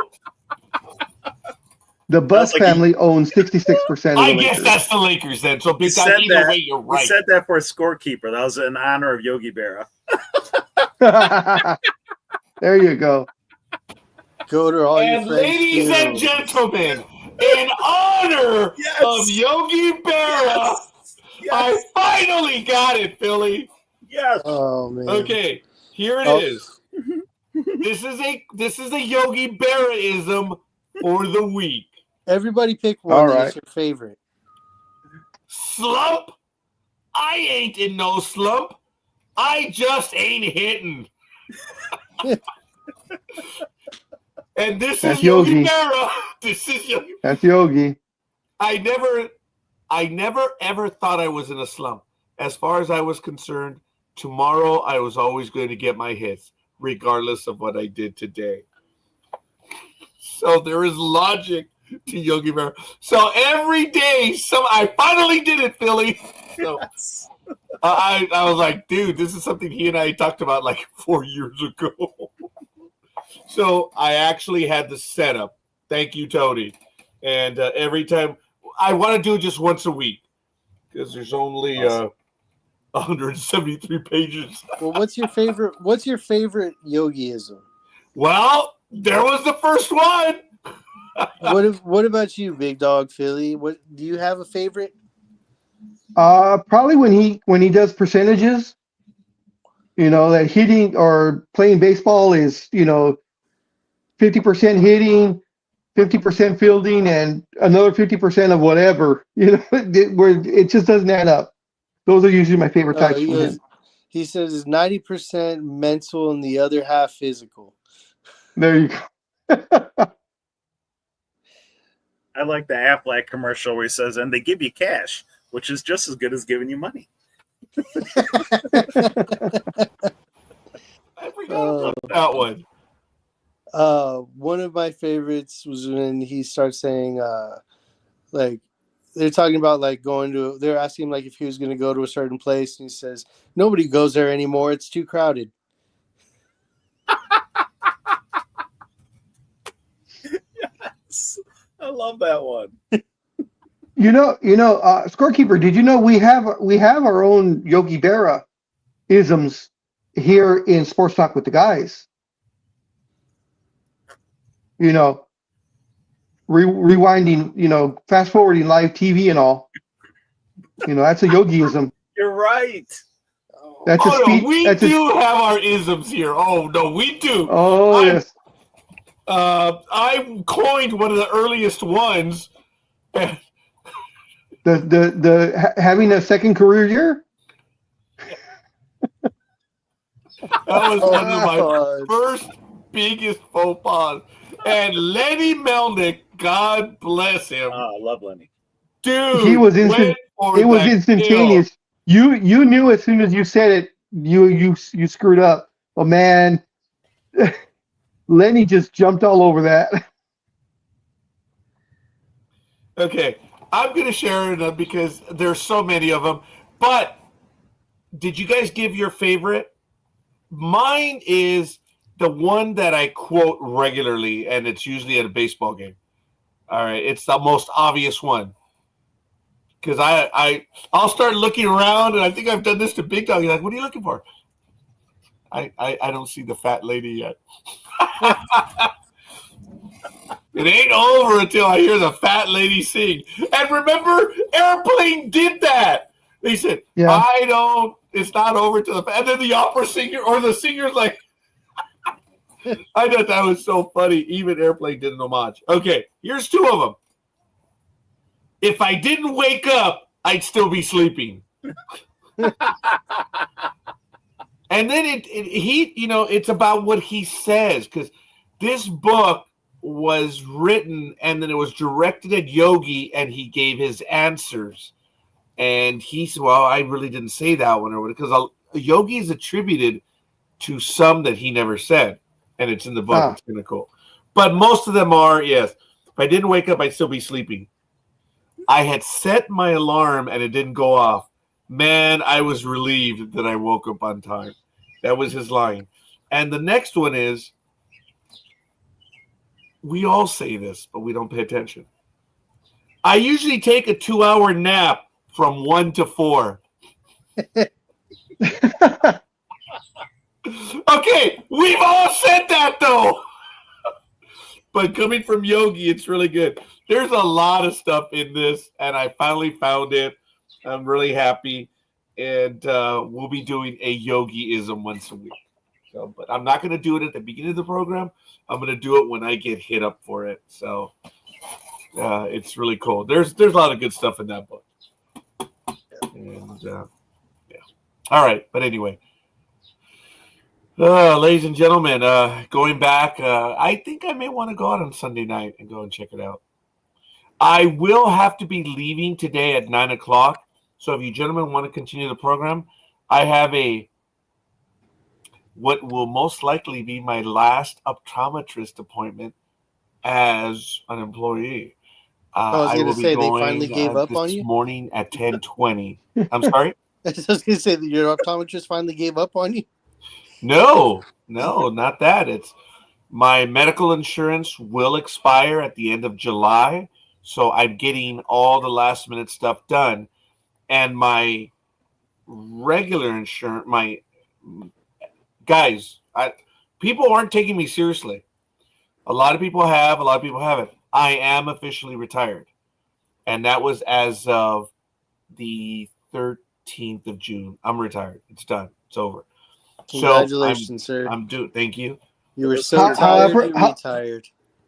How apropos that it was Friday the 13th. Yeah, that was accidental. That was genuinely accidental. There were a little bit of nerves, but it happened like over a 2-day period. I had to make the decision, and I did, and I screwed up. I set it up for July 1st. I'm like, who is the idiot bone? Oh, now it's you moron. I said, who is the idiot bonehead that does that? It's me. Guilty as charged, Your Honor. So I had to go and visit LaSarah and tell him, I wish to rescind my retirement. Oh, yeah, we get that all the time. No, I have a new date. Oh, sure. You're one of those. They were great.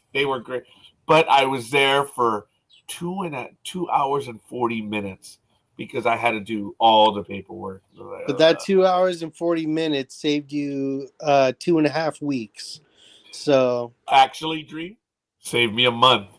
Oh, there you go. Of not having medical coverage because my medical coverage would have begun in September.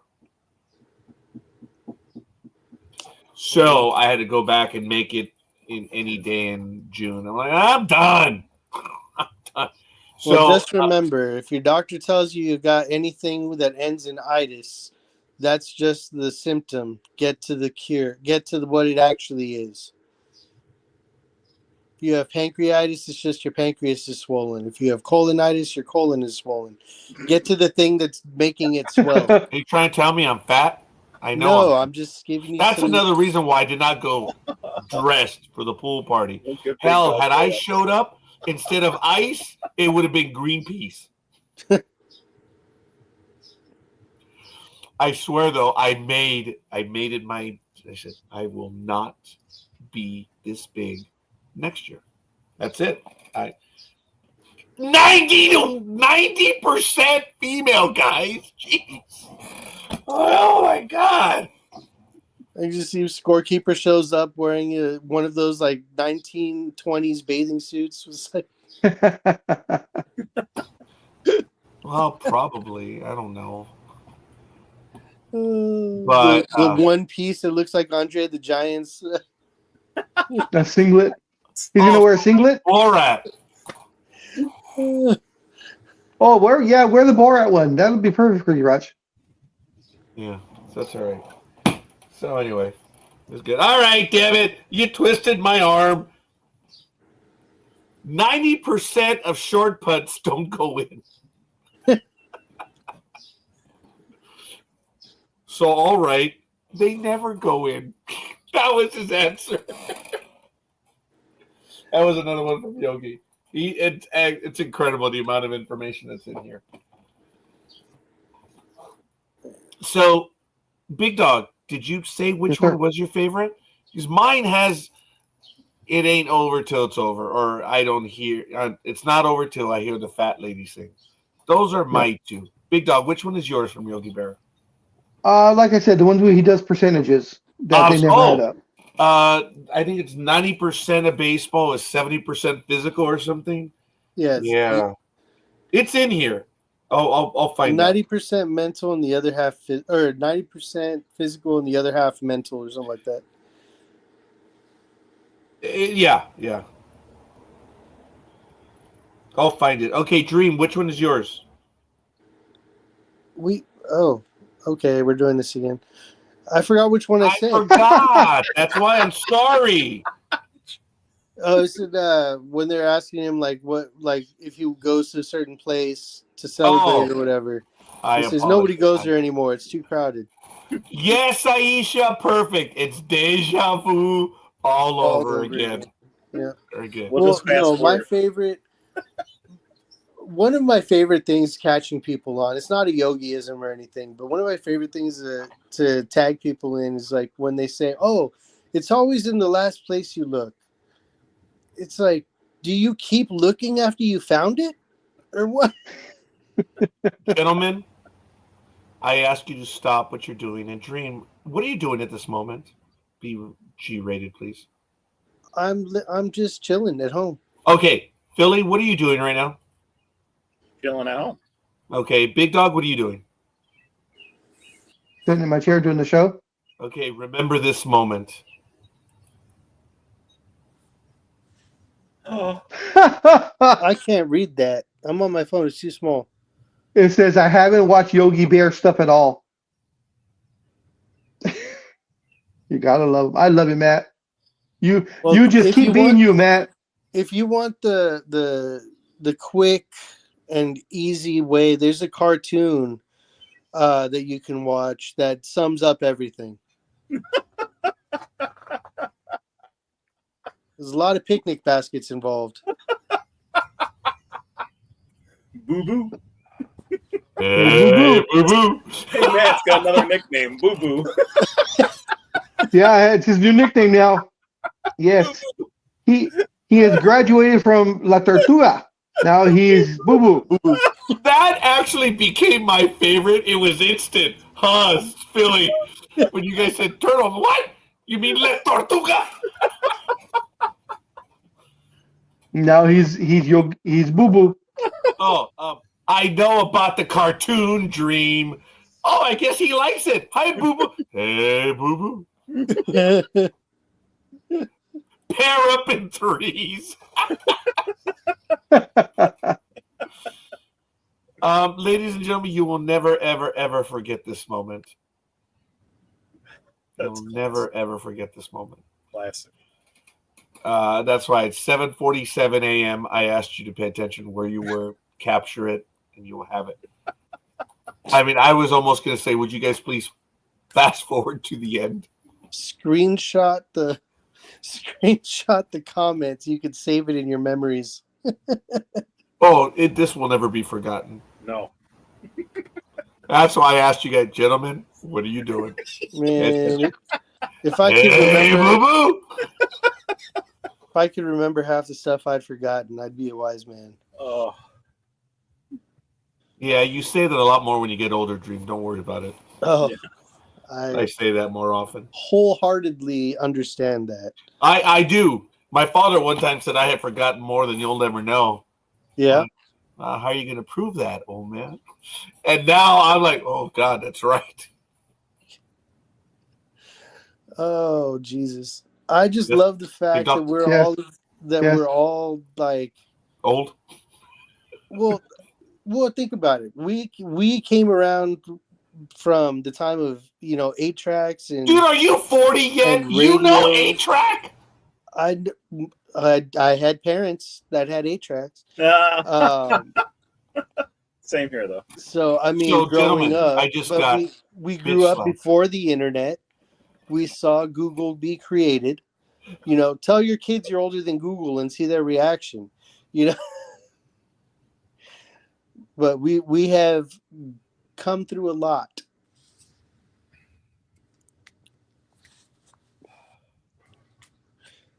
Makes you think, doesn't it?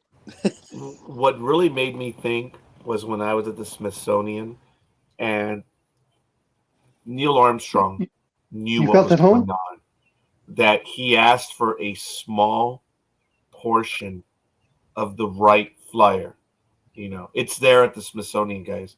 The original one that they flew in 1903. Well, he asked for that. He took it up with him to the moon, and it was on the moon. And that little piece of the Wright Flyer is now displayed at the Smithsonian, which is wow. 66 years later from the first flight, they were on the moon. Now, Aisha, to answer all of you, is I is older than the bloody internet. Damn. We're all older than the internet. The internet was invented in the 70s, the colleges and stuff like that. Remember that. We're all, sorry, Dream. Well, no, but it didn't. We're older than Google, is what I said. Yeah, right. But she said the internet. And I said, yeah, we're all older than the internet. Oh, sorry, maybe not Dream. Well, Dream was the youngest one here. My wife's grandfather, who's still alive, is older than cars, older than airplanes. He was almost 115, 116, something like that. Okay, then how can he be? Oh, wait. So then airplanes, you mean like jet engines? Yeah. Okay, because 1903, 2025. 122. How old is he? There's on paper, I think he's about 115. All right, Tommy Lasorda. No. I 100% mean this because when he came to the United States, they didn't have any paperwork. They didn't have birth certificates for him, so they just said, "Okay, today's a good day." Yeah, he was from Vietnam. So they just said, "Okay, today's a good day," and he was already like somewhere between 5 or 7 or something like that. So whatever he is on paper, he's at least 5 years older. So how old is he right now? I think on paper he's around 115, 116. Okay, airplanes were still before. Oh Lord. Okay. But not by much. Not by much. Sorry, dude. Do your math. But he was around before cars. He was around before a lot of shit. Like before common use of this stuff. Okay, is that better for you? All right. Before the masses had use of it, we'll go with that. Yeah. Dream, you're usually a little bit better than that, buddy. What are you drinking right now? Sweet tea. That's about it. Whatever. So who's gonna take the finals, Big Dog or Dream? Honestly, I don't even care. Okay. Philly? I think Oklahoma State. They're Oklahoma State. I hope Indiana, because I always root for the underdog when I got no dog in the fight. But at home, I think Indiana's only had a lead at Oklahoma State. I think they said for 4 minutes in the games. And that was a game that Oklahoma State blew at the end. So Indiana hasn't played that well at Oklahoma State. So, Tony, you were actually rooting for the Yankees last year?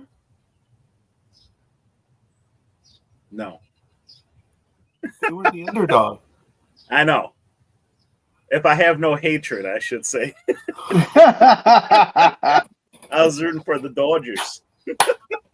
Let me clarify that.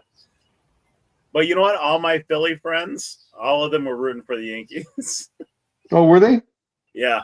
They don't hate the Yankees like I do. They hate the dog. Dodgers. I'm actually hoping for Indiana. I'm hoping Indiana wins it. They were able to pull it off once, that first game at OKC. So we'll see if they can do it again, but it should be one hell of a game. Every single game has been close for the most part. Yeah, that's the main thing I'm interested in is just a good game. I mean, I didn't read the script, so I don't know who's supposed to win. All right, Jerry Rice. Keep it cool.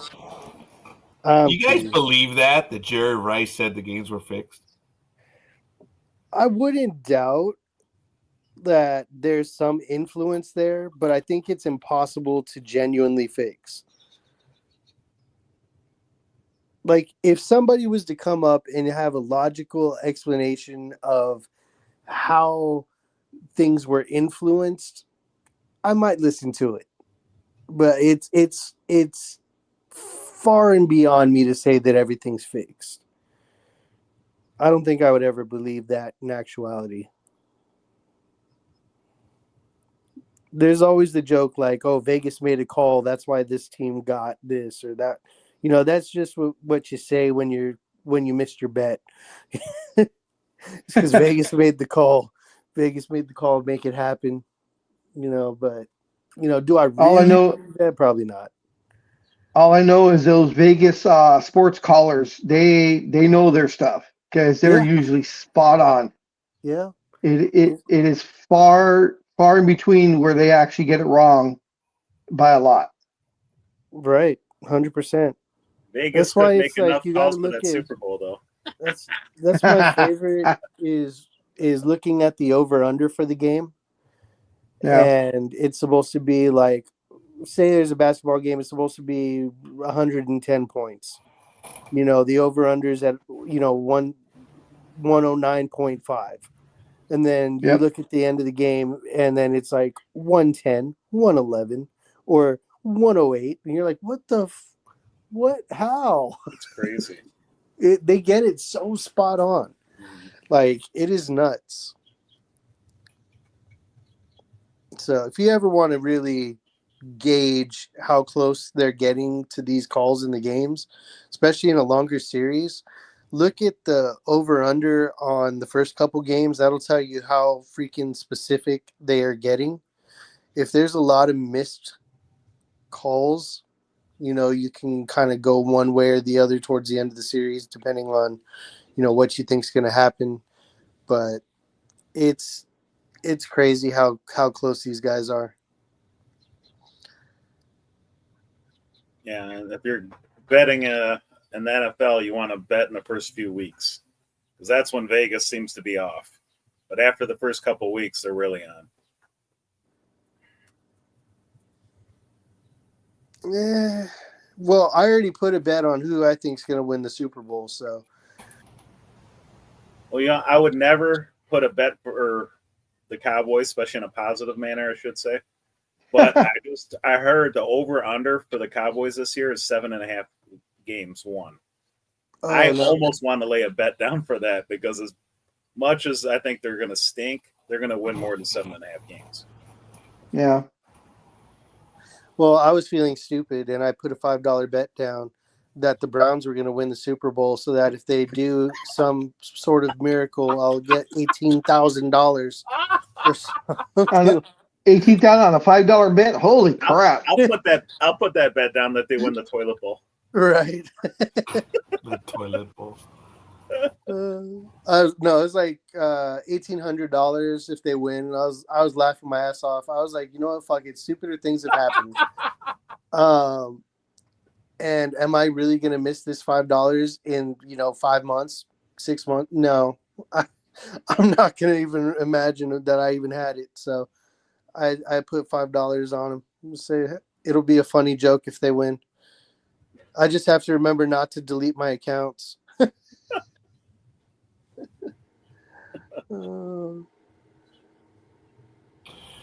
Gentlemen, I kind of joked about it a few minutes ago, and how some players, Jerry Rice being one of them, Tim Brown being another, have said that the games are rigged because the NFL is entertainment, not a sports league, and that had to do with the Mayor versus Belichick Third Circuit Court of Appeals case. where we all know, well, okay, I can't say we all know, but the NFL destroyed evidence of the Patriots videotaping the Jets' sideline signals and argued in federal court that it has a legal right to tamper games because it is sports entertainment, not sport by its business designation. Now, I remember I got into an argument with all of my co-hosts about, you mean they're not videotaping practices when they come to visit? And I know that Cuervo, the respectful soul that he is, said, hey, scorekeeper, it's against the rules to do so. Like, oh, okay, I guess. Knowing that it was against the rules, and I suppose. But I argued back then, well, if you're going to come into my house and practice in my house, every camera's on you, moron. Come on. And because I'm the baseball mentality that when you have signals going from the third base coach to the batter, dude, you're trying to break those. And when they come in from the manager to the third base coach, you're always trying to break those. Everyone knows it. And the only ones that cry about it are the ones that are no good at it. Right. Right. Well, if they got rid of that now, where the pitcher and the catcher, have the machine and they can communicate. It's like, whatever. Well, even in the NBA, you look at it, there was one instance caught on tape where Draymond Green was, yelling at the ref something about like the over or under is this, or there's a 5-point spread or whatever it is on such and such a game or whatever, trying to get the call. And then they ended up making the basket and covering the spread or something like that. And then there's actually refs that have gone to jail for betting on games and such. And the referees that have participated in this final were part of the same group that were under one of the referees that was in jail. And those are the groups of referees that the NBA calls in when they want to extend a series. There's a whole bunch of stuff floating around that, you want to, like, if you're a conspiracy theorist, you're going to be like, oh, yeah, that's what's going on, But at the end of the day, you still got to put the ball through the hoop. There's only so many calls that are going to go your way that's really going to change the game. That's why, we've always talked about this, time and time again. If you're trying to win, you got to beat that team so badly that a few bad calls aren't going to mess up your game. Look, there are rare occasions that the game in baseball 1-0 or 3-0 in football, whatever, or 7-0. There are times when a bad call will go against you. But my question is, where the hell were you for the rest of the other game? Right? Come on, man. Come on. I've been on the losing end of 1-0 games. I've been on the losing end of 49-0 games. Let me tell you, the 7-0 games suck. The 49-0, that was over the first quarter, baby. I looked in the stands and I could see a bunch of fat chicks singing. Hail to the Redskins! Because I know they actually have that song. But anyway,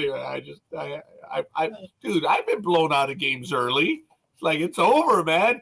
You struggle to, get stuff going, but sometimes it's just over. I've been in games where it was over in the first inning. Hey, we don't have to bring up the World Series from last year. I know that price still hurts. That was over before it started. You're lucky I have my camera off, is all I'm going to say.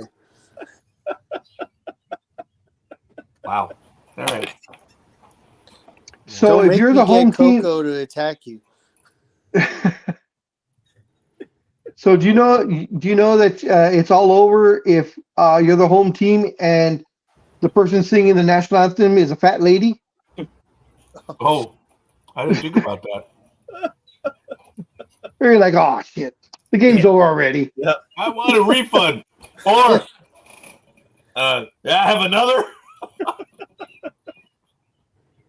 When it starts like that, you know your best option is just to get blitzed. Just get drunk. You at least have some fun. Oh.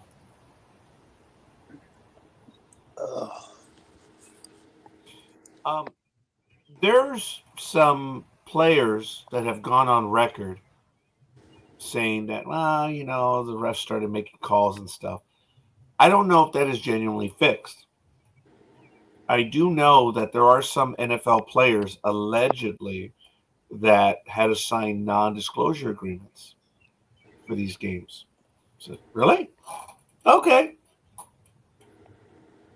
If you're talking about having signed a non-disclosure, you've actually technically violated it already. So why don't you present a copy of the non-disclosures? No one ever does. So I wonder if this is Aaron Rodgers syndrome all over again. You say there's a conspiracy, but you ask for the proof, and there is none. Can't find it in that dark room. Very good. You ask somebody to help, but you ask somebody to help look, but the person you asked was Stevie Wonder.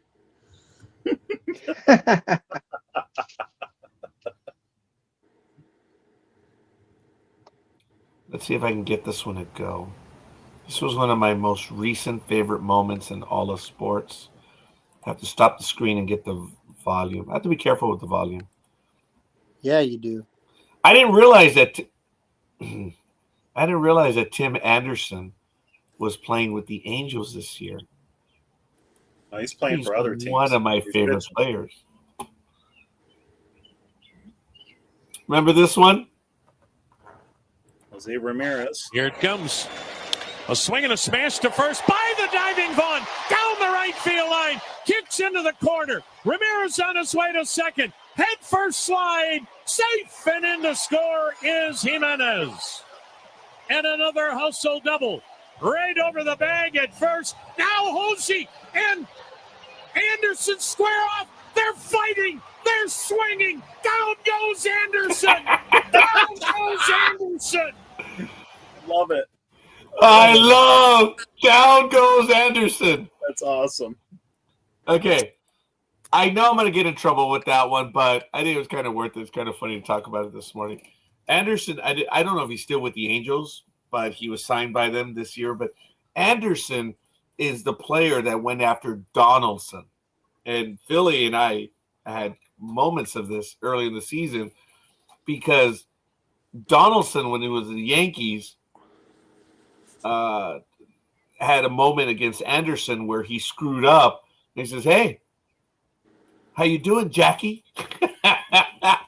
And if you guys remember, Donaldson was called a racist because of it, because he called Tim Anderson, a black man, Jackie, which we all know what Jackie Robinson did. And I was really one of the only ones that would have said, wait a minute, I would have called him Jackie too. So I guess that makes me a racist. And you guys know why, right?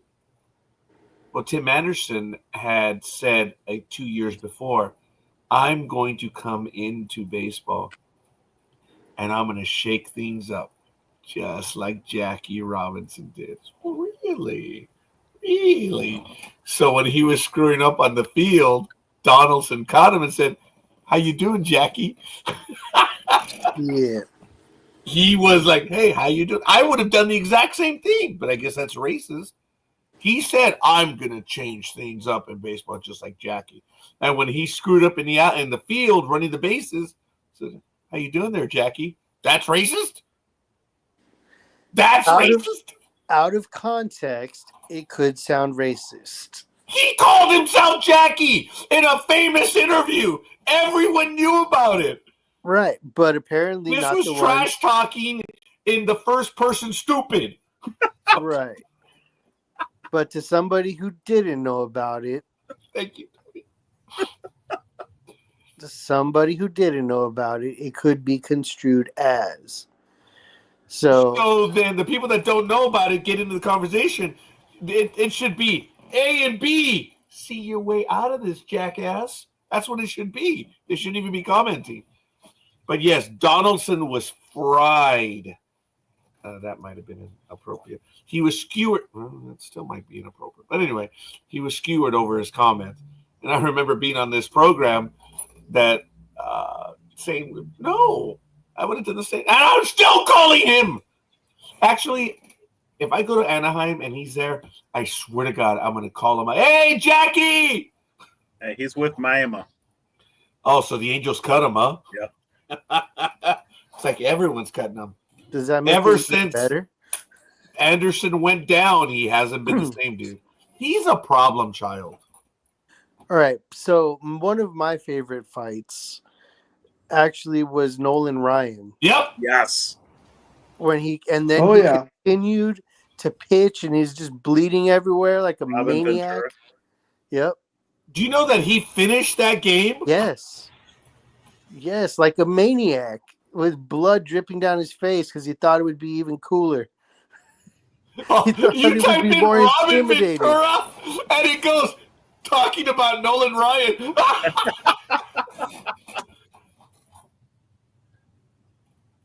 Oh my God.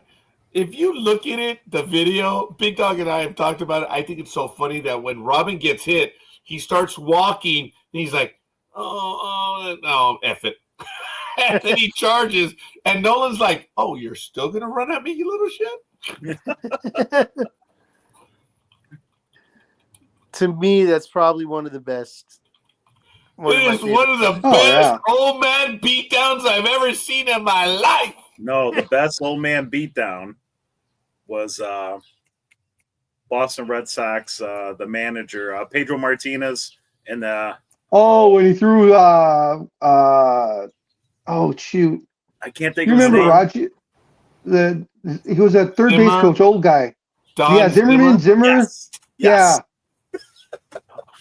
Look at the look on scorekeeper's face on that though. What a jackass. I knew he'd like I'm not talking about Martinez either. Wow. Way to go, Philly. Once in a while I got one. You think this is a good one? Yeah, that's a good one. Wow. You said old man beatdown, so you don't get older than Zimmer. Well, I was And boy referring to was he beat Nolan down. Ryan being the old man beating down the young kid. Pedro, the young kid, beating down a 75-year-old Zimmer. There are laws against that shit, though. Well, now there is. There wasn't back then. Now there is. There wasn't back then. Or the other famous beatdown, the big unit versus the bird. Oh, yeah. Oh, God. That was funny. Yeah. That is a beatdown. Yeah. Okay, I've already done the sound one on one, so I can't do it on the other one, but here we go. Here it is, folks. Enjoy. Nolan Ryan. Oh, should I? F it. Boom! Your mama! Sorry, just kidding. Sorry. And Nolan Ryan went all the way down at the bottom of the... Yep. He's at the bottom. You say you're going to have to pull me out of this. See, there's Robin Ventura. What a wuss. Look at him. Sorry. I'm not John Boy Media. He said, ow. Nolan Ryan is at the bottom of that pile.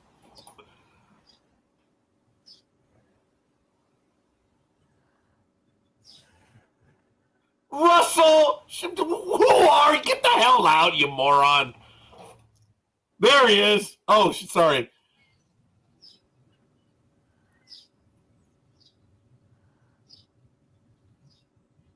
Nolan Ryan's probably all right. I'm ready for round 2. Come on, come at me, kid. Yep. Look at that. He's wiping blood.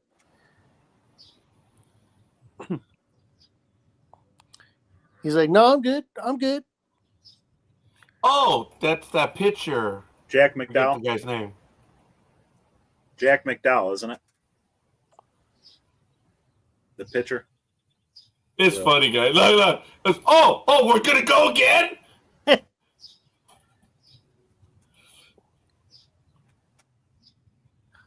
Jesus. It's great, man. That's Bo Jackson. Yep. He's one you didn't want to mess with. No. I was just gonna say that he's one guy you would not want to get into a fight with. I don't think. No. It's like, There's imagine, McCaskill. it's like when Chad Ochocinco tried That's to take what's out his Ed face in the Reed. Dodgers. Yeah. Mickey Hatcher. Yeah, Mickey Hatcher. Mickey There he Hatcher. is. Yep. Nice haircut. Dude, they're really bleeding on the Jeez.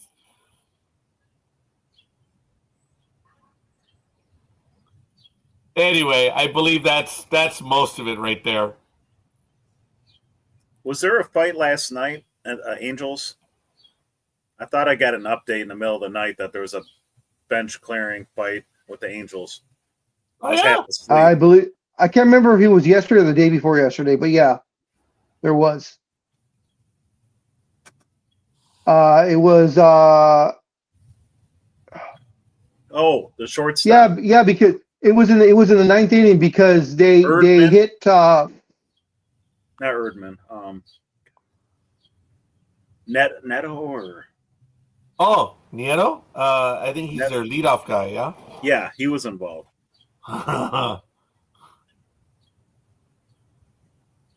let's see, I forgot who it was. You know, It might have been the day before. If it was the day before, weren't they playing the Yankees?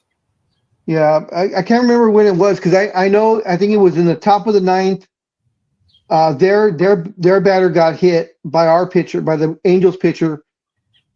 Oh no, I take it back. I'm sorry. I take it back. I'm thinking about the Dodgers game. Astros Angels Oh, last night. Astros Angels. Oh, okay. okay.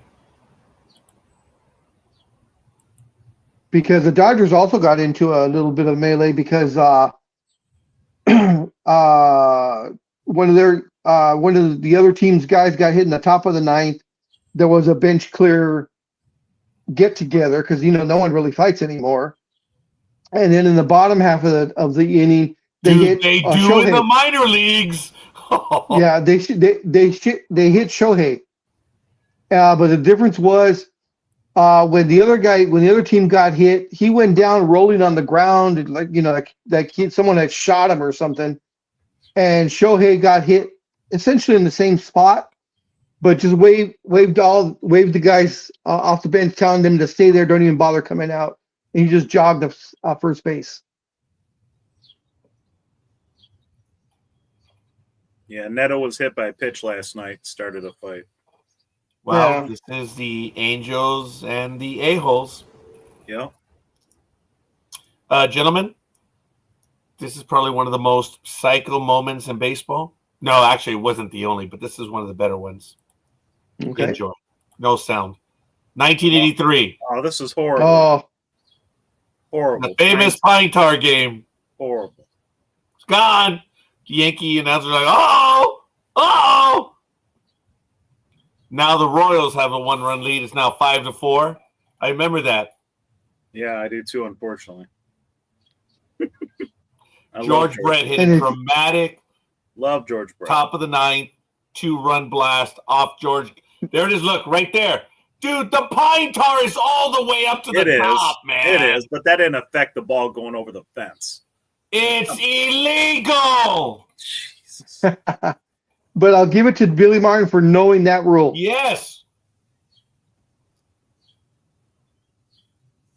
I'm not sure, but they might have a legitimate gripe. Yes. Under the rules, George Brett violated the rules. That's true, but still BS. So then why do you have rules? And you never know. It might not have affected the ball going over the fence, but it definitely could You're have not supposed to have a affected. substance of anything It could have affected beyond the trademark. It definitely affected his grip And on Billy the Martin, bat, dude, which it helped him make he the knew the connection in rules. the first place. He's But not I gripping the love bat on George. that label. I love George Brett's reaction though. When George Brett just was absolutely crazy. Here we go. It goes And they're time to going, measure. dude, my God, look at how much his pints are. Yeah, it is ridiculous how high it is. But that's a very Yeah. young Don Mattingly right there. You guys see that? Yeah. That's Don Mattingly. I always did like Don Mattingly. Look at how, dude, it's beyond the label. It is. It is dumb how high he has it.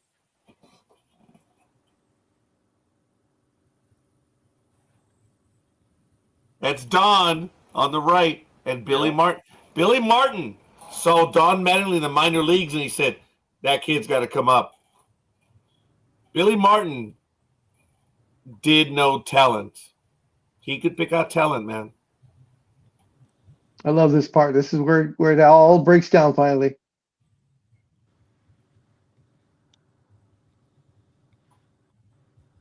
It must not exceed. There it is, baby.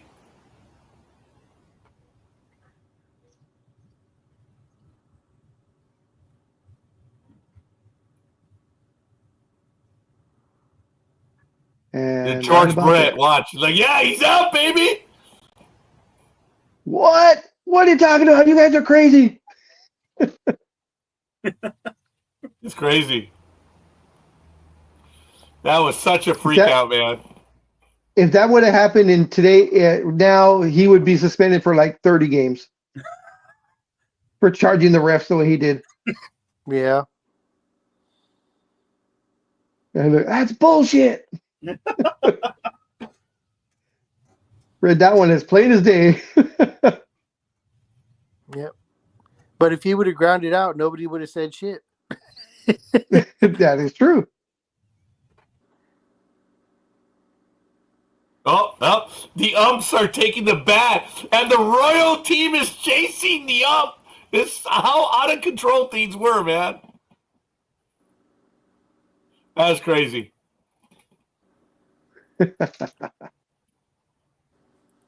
That was one of the better freakouts in the entire history of baseball. I was there in 1984 when the Angels and the Yankees got into the American League version of Bean Brawl. I don't know if you guys remember, but in 1984, the National League, it's like almost every other day, every team was getting into a match. One of the nastier ones was the Padres and the Braves, I believe. There were a lot of players suspended in that game. But the American League, nothing. Just didn't happen. Well, I have that game. I was there with my father. He took me to go see that game in 1984. And somewhere in the third or fourth inning, Ron Romanic was pitching. And he threw a pitch that Bobby Meacham, the batter, batting right-handed, put his head down. Bam! It hit the helmet, and the ball shot up straight into the air. Dude, it was bad. You could hear the whap. And they're like, dude, what the hell is that? That was kind of messed up. You know, Bobby Meacham went all the way over to first, no problem. And then he became one of my heroes. Bottom of the inning, when the Angels came up to bat, Ray Fontenot, number 47 with the Yankees, didn't waste time. And who was up? Juan the Psycho Beniquez. Beniquez knew they were going to throw at him, so he was just kind of like batting, just up there. Ray Fontenot's first pitch went right at him. He actually missed him because Beniquez was jumping out of the box, and they got into a fight. Angels, Yankees. Darryl Sconyers was kicked out of the game. Ray Fontenot was kicked out of the game. And I believe Ron Romanic was kicked out of the game. Yeah, they were there fighting for a while. It was pretty nasty. I'll see if I can find the video on that one. But it was pretty good, man. Angels versus Yankees beanball. 1984. See if I can find it. I love how baseball is such a beautiful game, and we're over here waxing nostalgic over brawls. Yeah,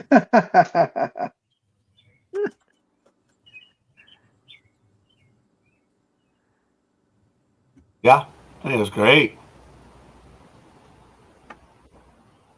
I'll see if I can find that one.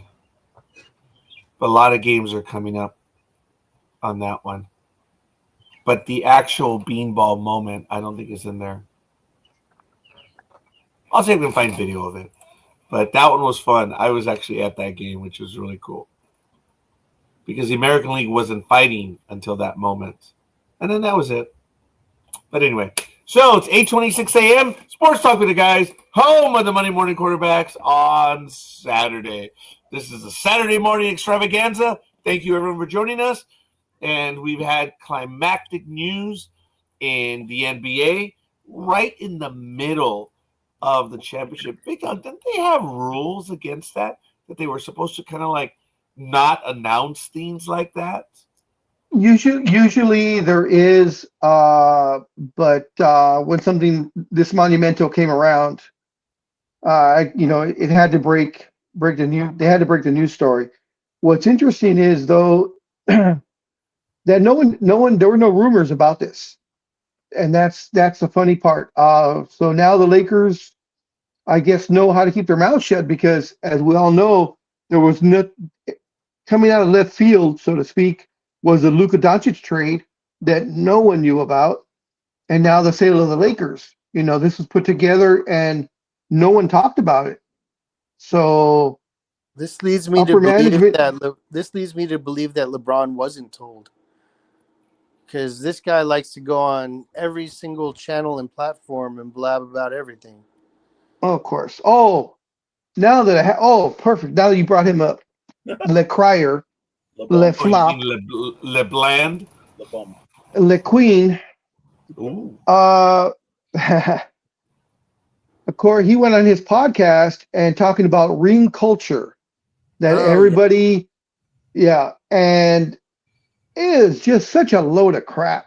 Excuse my French. What the hell does he know? Because his premise was, how can you say you're not an all-time great if you haven't won a ring? And everybody, of course, it's his podcast, so he gets to say what he wants, and they're all going to bow down to him. I think Steve Nash was on the podcast with him, and he was saying, how can you say Allen Iverson, Charles Barkley, Patrick Ewing, he's all Steve Nash. He's all, how can you say these were not all great players just because they didn't win a ring? And he misses the point. We're not saying these guys, at least in my opinion, he's not saying these guys were not great all-time players. They're just not in the GOAT conversation. Because that's what it comes down to, is who's the GOAT. I, of course, personally believe it is Kareem. The millions say, Jordan. Other people say LeBron. And, of course, the knock on LeBron is he's 4-6 in the finals. But he says it's the ring culture that now everybody is about team. How can you identify it, the championship ring on a single player when it's a team sport that wins you the ring? But yet he's the one who jumped to Miami to say he's going to win rings. He's the one who jumped back to Cleveland saying he's going to win a ring. So it's just he just molds the story to where he needs it, so he looks better. But what are you guys? I respect all of your opinions. What do you think about the so-called ring culture? Scorekeepers. Since we're scorekeepers, I'll let him give you an answer and he can go back to sleep. Okay, well, no, that was my opinion about LeBron. I know. That's why I wanted you first.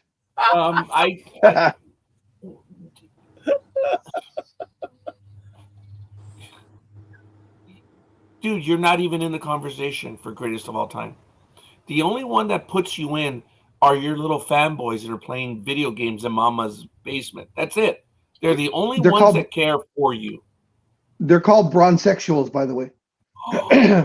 No. Yeah.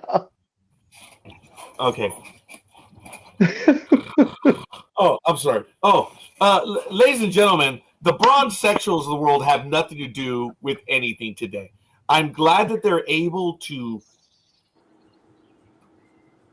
enunciate, to blab and make noise. That's about it. LeBron James, folks, the record speaks for itself. Scoreboard. He doesn't have the endurance for 4 quarters. Nothing's changed. Yes, he's one of the most dangerous in his game. Dude, you don't even call travels anymore. This guy would have, you cannot, number one, you cannot compare the errors. Yes. But when you're not even playing by the same rule, Jordan had traveling called on him. Kareem Abdul-Jabbar had travel, but this guy never. Dude, hey, LeBron, congratulations. You're a businessman. You're a smart, intelligent businessman. And that's it. Talk about basketball. This ring culture, I know you're making it up because you're feeling left out of the conversation. You got to make something up. Dude, that's all it is. Ring culture. Go play with your son. Get the hell out of here. There's more, but I'm going to bore the shit out of all of you. It's not my intent. Dream, what's your thing about ring culture or his conversation about it? All right. Personally, I hate LeBron. Okay, now go professionally. So professionally, anything that he tries to argue in his favor why he thinks he's the greatest of all time has no merit. He's not even the best player of his generation. Oh! He's never been true. the best player of a specific decade even. He was playing when he was playing with Kobe. Kobe won player of the decade. He's been bested by Steph Curry how many times? Yeah. He's jumped ship and tried to change teams and build teams to get everybody. He's quoted to say that he's recruited people to his team to win. None of the GOATs, none of the people that are in that conversation have ever done that. They would die before trying to get other superstars to join them because in their minds, as Jordan, Bird, Magic, they wanted to beat those guys to prove to everybody that they're the best, not recruit them to their team. So in that respect, no. On top of that, he likes to go to stats. Well, I have more points than everybody. I have more this than everybody. I have more this than everybody. Okay. Is Shaq a better free throw shooter than Steph Curry? Of course not. He's made more free throws. He has more free throw points than Steph Curry. Does not make him a better free throw shooter than Steph Curry. You have to look at the entirety of what they're doing, and that includes rings. That includes shouldering the load and taking your team to win the chip. That's what part of what being the GOAT is. It's not just, well, I played in the league for 500 years, so I have 20 million points. Like, okay, I get it. I give you credit for your longevity. Okay, cool. But even when you're on the court, you're giving up. How soon are you giving up? Like, he's literally left the game before the game was over, when the game was still within reach. I cannot stand that when he walks away. Yeah, and he'll joke around with with other players from other teams before the game, like, hey, how you been? What's going on? Like, have great conversations and laughs and jokes. It's like, bro, you think Kobe would have done that? You think Jordan would have done that? You think anybody who thinks LeBron is the GOAT will usually put Jordan second. Yeah. People that think, or at least in the top 3, people that think Jordan is the GOAT won't have LeBron in the top 10. Like, you have to understand the difference between just playing more games and actually being the GOAT. In my humble opinion. Perfect spot there, it's the scorekeeper. Philly special. Philly special. Egg whites. That's you. You're next. Next, I agree with everything you said. What? I mean, he's right. I mean, I don't know about not being in the top 10. I haven't made a top 10 list, but LeBron's somewhere, maybe 7 to 10. He might be. I haven't really thought about it that far, but definitely not top 5. Yeah. No. I was concentrating on what Dream was saying, and I had another comment in there, but of course, like a little bird, it's gone. But it's so true what Dream said though, that the guys who think LeBron is the best of all time, they put Jordan second. But when they have Jordan first, LeBron's usually, like you said, 7 to 10, or maybe not even in the top 10. That one's for you, Dream. Well, I can't read it. Oh, Where's Lethal my Migraine says, pho? where's my pho? My eyes are like 6 a.m. is not friendly to me, so when I'm up this early, I can't see the tiny print on my phone on those comments. I am sorry, Dream. I really am, because I remember when my vision was going to. It's just a lack of sleep Yeah, that doesn't happen to me anymore. When you were, Oh, so now that was you're what, retired? when you were like 12 years old? Because you've wearing glasses for as long as I've known you. No, but he says that he can't see right now, and I'm like, wow, I know you're tired, you're working. I'm sorry. Just being a dick. Well, you are what you eat.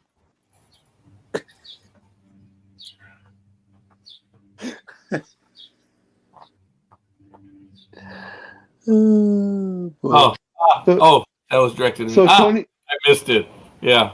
so Tony's no longer egg whites anymore. No, Since he's you are going what to you be. eat. No, He's protein. He's protein powder, I guess. that's what I had for breakfast. That is what I had for breakfast. Yes. He's protein powder and cigars. Yep. Now Less I calories. understand that You're your coughing breakfast- for his cigar? I'm sorry. Say you were coughing because of his cigar? I think so. Yeah. The smoke. Well, yeah, because he blows the smoke. Yeah, the smoke goes up. Yeah. I gotta have to. Knowing the jet stream is going that way, I still caught it over here. Smoking Roger out. Props to you. I can't do a cigar that early in the morning. Well, it ain't that early because I'm 3 hours later. So Oh, okay. So It's almost noon. you're almost noon. yeah, Okay, I got you. yeah. I couldn't either. I at 6. prefer when I do a cigar is few and far between, but I prefer it late night with a glass of scotch. I like cigars with coffee. Oh, nice. They pair nice together. Oh, Dream. Yeah, I can see that. I can see that. I Does your do coffee wanna have whiskey in interrupt, it? Dream, and I apologize. You have a fan here, Jedi Tax. Her name is Claudia. She discovered the bottle that you left with me. The bottle's gone. It was actually gone the day of her birthday. Borracha. In this office that day. It was kind of Nice. funny. But that bottle of what is it? That's gone. Did I say it? No, I think she took the bottle. I think there was a bottle of Macallan and a bottle of Blackbush. Okay, it was probably the McKellen then. I'll have to remember the name, but it was the 16-year-old one. And the Bushmills, there it is. Bushmills. Yeah. Yeah. Bushmills Yeah. Blackbush. That's an Irish whiskey. It's actually really good. Oh God, yes. Even so much so that I'm probably gonna get one myself to have in here. Yeah. Irish But- whiskey Blackbush goes is- very good with coffee. Yes. Blackbush is always yeah. tasty. I was having it with my coffee in the morning, but then now I'm basically done with coffee. I noticed that when I think I've shared this with Big Dog, that when I go out to breakfast, I think I have it there just as a genuine place saver of my past. because I don't finish coffee anymore. I don't, because I've decided, because I was told, you continue on your course, you will be diabetic. Like, that's not going to happen. So cut the soda out, cut the coffee, the sugar. So Yeah, you just got to cut the sugar out of the coffee. Yeah, black coffee. Yeah, Black coffee and whiskey. Wonderful. Yep. no. No. Now I do have coffee with just the the creamer, No, not No, that's a the lot of flavored sugar. cream. black. Health, Raj. Health. Yeah, I wish I lived closer to you. I was about to say that, Philly. We should fly you in over here to California, and you can be Roger's trainer for like 2 weeks. That'd be great. Nutritionist. Okay, you'd have to Yep, be nutritionist, because trainer, dude, I'm still injured, dude. There's nothing I can do. I can walk, and I'm proud of it. I did 15,000 steps on average for the 4 days that I was there. I'm happy about that. Yeah, that's good. That That's I'm able really to good. walk quite a bit more. But that Wednesday night, no. But I do want to go to the pool party next year. Hell yeah. Oh, hell yeah. So. Well, you went to the pool party this year. You just didn't partake. They had food. They had drink. I partook. So, He got 7 free drinks for wearing a Speedo. He partook. well, that's right. I forgot. Oh, God, they gave me that many. Didn't mean I had them. Let's clear the thing. It was not a Speedo. It was actually a banana hammock. So, Hey, boo-boo. All right, guys, I got to head out. I promised people I'd give them a ride to the picnic. Yogi Bear. all right. Well, Boo Boo's going to the picnic. All He's the right. picnic basket. Hey, boo-boo. Hey, Boo Boo, let's go get the picnic basket. Have a great day, Speedy. Yeah. Later, Speedy. Matt. Take I care. hope you're doing well. Just understand, I know you're not, but, when we were talking about Yogi, we were talking about Yogi Berra, not Yogi Bear. But that's okay, boo-boo. It's your boo-boo. Boo-boo. Boo-boo. Oh, God. Jeez. Boo-boo. Hey, boo.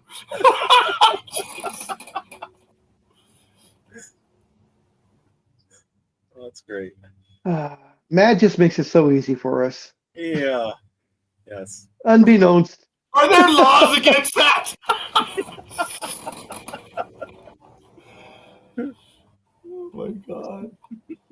That's great. So, gentlemen, if you guys are going to continue the program, you're more than welcome. And, okay, here it is. The key is to watch what you eat. Yes, I agree. Homeland Security Christy Nome had to go to the hospital when she had allergic reaction to taco sauce. Wow. I didn't know that happened. If that happened, it was great. Now, on Tuesday, is it even a bigger deal? 2 for 1 tacos? That's great. That whole thing of taco is funny. I like it. But anyway, are you gentlemen going to continue the program? Because I have to be getting. So I have a 10:20 appointment in Santa Fe Springs, but I have to go and get ready. So it takes me a while. And then we have to drive over. What? Way out there? Yeah, that's where my optometrist has been since 1990. Wow. Okay. I tend to be a loyal puppy, but some people don't believe that. Whereabouts? We believe it. Off Telegraph and east of the 605, right there on Telegraph. Okay. Oh, I know the area. Dream knows the area. I do very well. The freeway stuff has changed a little bit since I've been back, but yeah, they're not as fast. Oh, Yeah, today's the grand opening of the 71 freeway. The new overpass has taken them 2.5 years to build 91 from the 91. Yeah, that one.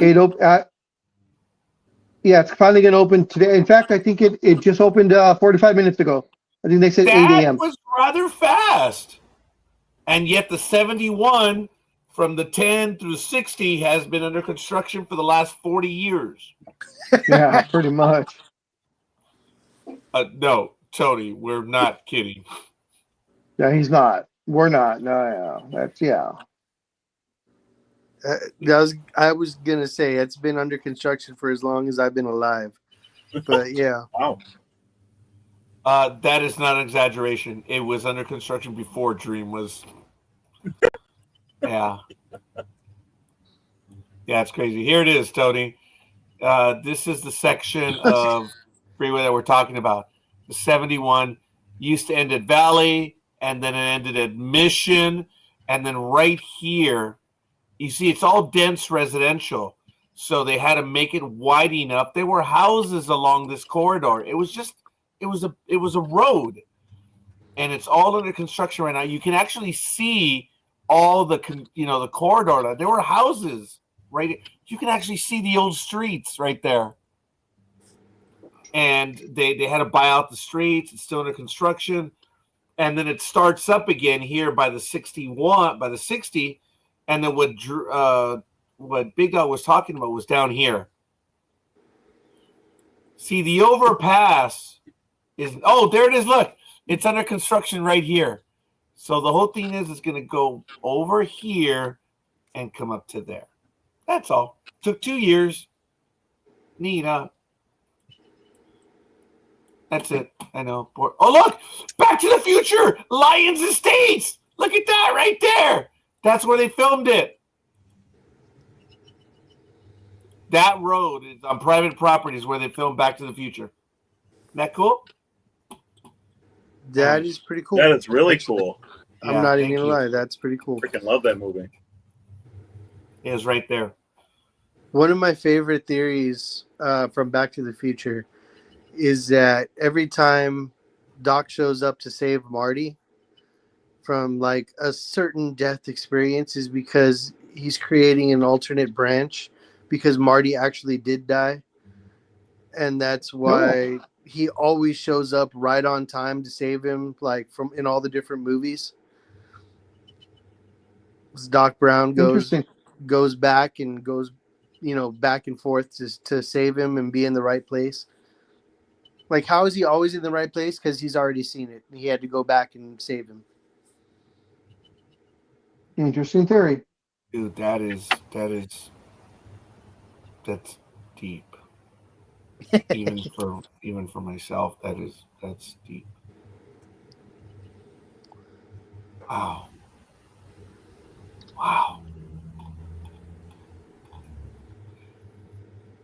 For years, we would talk about baseball, and there were predictions, and people in the early 10s were saying the Cubs had a good team, and I would always shut Cuervo down and say, nope, it's not 2015.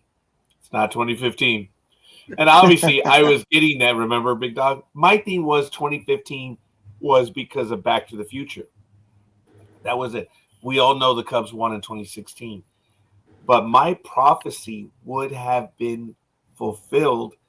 The Cubs actually played that day that Marty is in the second movie, and he's like, the shark is still fake. He said, the Cubbies won the World Series? Even though they didn't win the World Series on that day, you could take it for what it is. It's the joke. The Cubs win on that day. Oh my God! The Cubs win! The Cubs win! It's the World Series! No, you idiot. It's just one of the games. But it would still fit if the Cubs played that game and they lost. Damn it! Oh, had they won, it would have been perfect, and I could have gone away and said, I told you guys, the prophecy was fulfilled.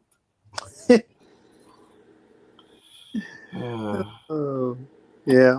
And of course we all know the Philly stole that book 2 years ago. That's how he won his championship.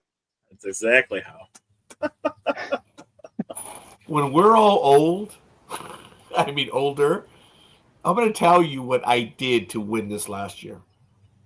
That's it.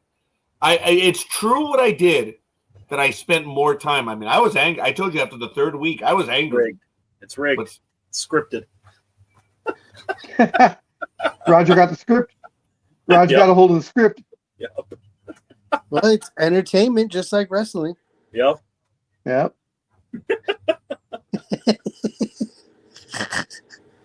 So, but I told the truth. I was angry, man. I started off. I think I was 12-4 the first week, and then I went 7-9 and 8-8, and I was pissed. I was just pissed. I'm like, I can do some more. So I did more research, and I'm just not going to say what I used and what I did. That's all. Well, those first few weeks were horrible, though. I mean, even Vegas Yeah. couldn't get it right. Teams that were 7-8 point dogs were winning. You know? See, you guys were accepting of such, and I was just pissed. Things have got to change. I wasn't happy. I It think changed. I think the first week I went like super crazy good, and then it just went like shit after that. Actually, we all had a great first week. And then the second and third week was just horrible. Bad. That was pretty brutal. I still say that it was week 13 of all the weeks. Most people went 14-2 that week, and that was a phenomenal week. But that was the week that three of us went 16-0. And even I'm like, dude, that sucks. That sucks, man. Oh yeah, I mean, it's like 6 or 7 people went 14-2, and I'm over here saying, like, oh my god, they went 14 and they still lost 2 games. Right. that pissed me off. That one. Yeah. At that point, I really started to feel better.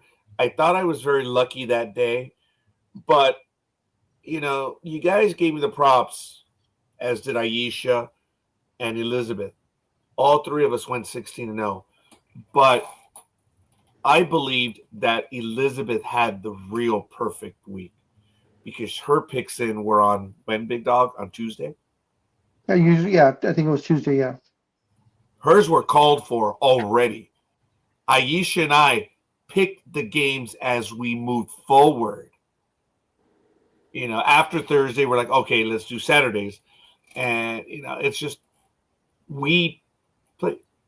Elizabeth called it from the very beginning.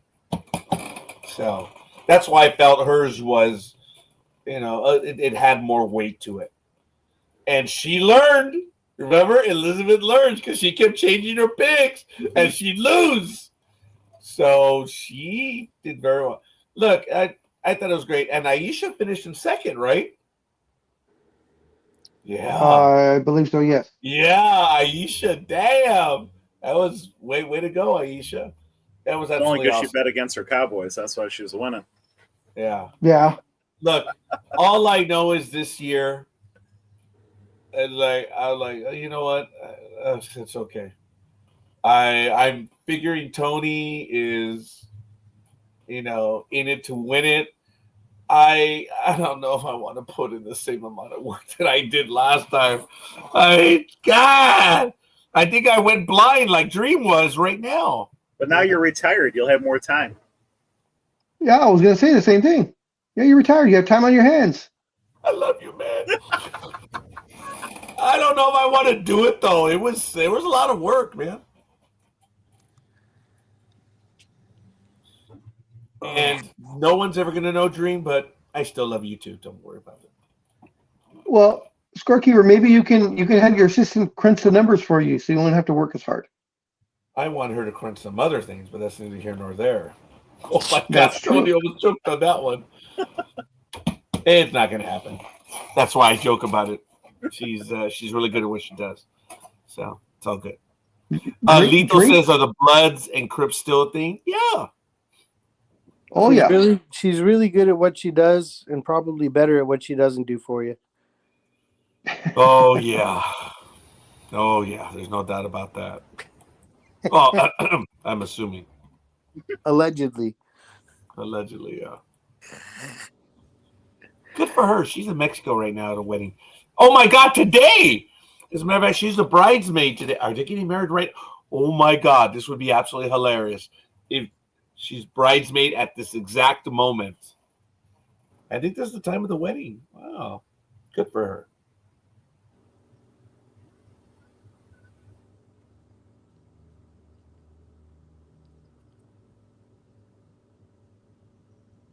Oh, hey, I want to give a shout out to Patty Figueroa. It's her birthday today. And Susan Pribno, thank you. I'm going to just want to give shout outs. It's their birthday. You know what? I didn't do the birthdays earlier. Are there any birthdays you guys want to give shout outs to or anniversaries or anything? Not good, huh? My uncle's funeral was yesterday. I'm sorry, Dream. It's okay. I couldn't be there. The family understands. Yeah. I know it's not in the celebratory mood, but that's what's going on. No, it's good, Dream. I'm glad you shared it with us, and I thank you for that. There's actually quite a few birthdays coming up this week, so I'm going to get over them right now. As I said, Patty Figueroa, my cousin, it's her birthday today. Susan Pribno today. Coming up, Paul Wojak, classmate of mine, on the 19th. On the 22nd, someone by the name of Annika is going to be celebrating her birthday, which is really cool. Yep, she turns she'll be 21. legal. Yep, yeah.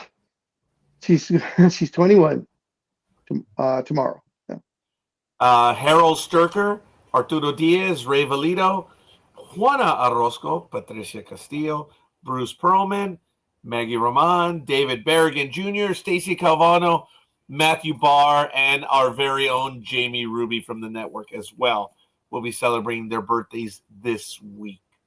So I try to get the birthdays in every Saturday, which is cool. And so, any plans for Annika? Yeah, she's throwing a big old party today, so I'll be there today? later today. Yep. Yeah, because her birthday's tomorrow, right? Yes. Yeah. All right.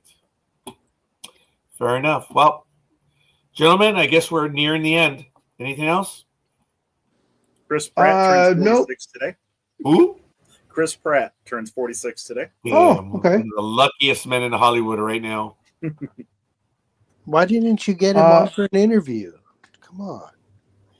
Because I didn't ask Michael Day for that.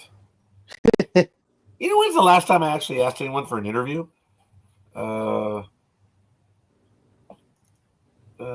What's his face from Enterprise? John Billingsley, like 2 years ago.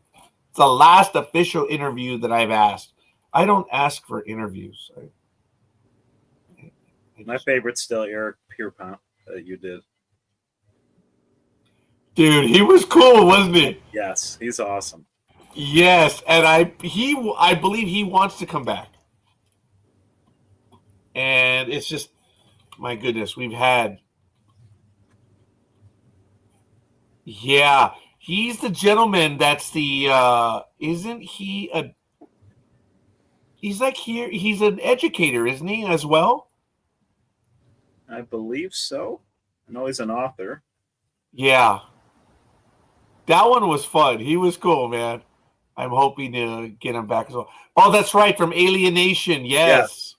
Yeah, I just rewatched that whole series and all the movies not too long ago, a couple months ago. My favorite TV show ever. Really? Alienation? Yep. Oh, well, with Eric Pierpont, we didn't get a chance to do it, but he's also an author, and he had written, I believe he had written several books about the Oregon Trail. And we wanted to ask him about them, but dude, he was just great in the whole interview, man. Yeah. That was awesome. Yeah, that was cool. And he did want to come back. So I'm gonna ask Michael to set that one up again.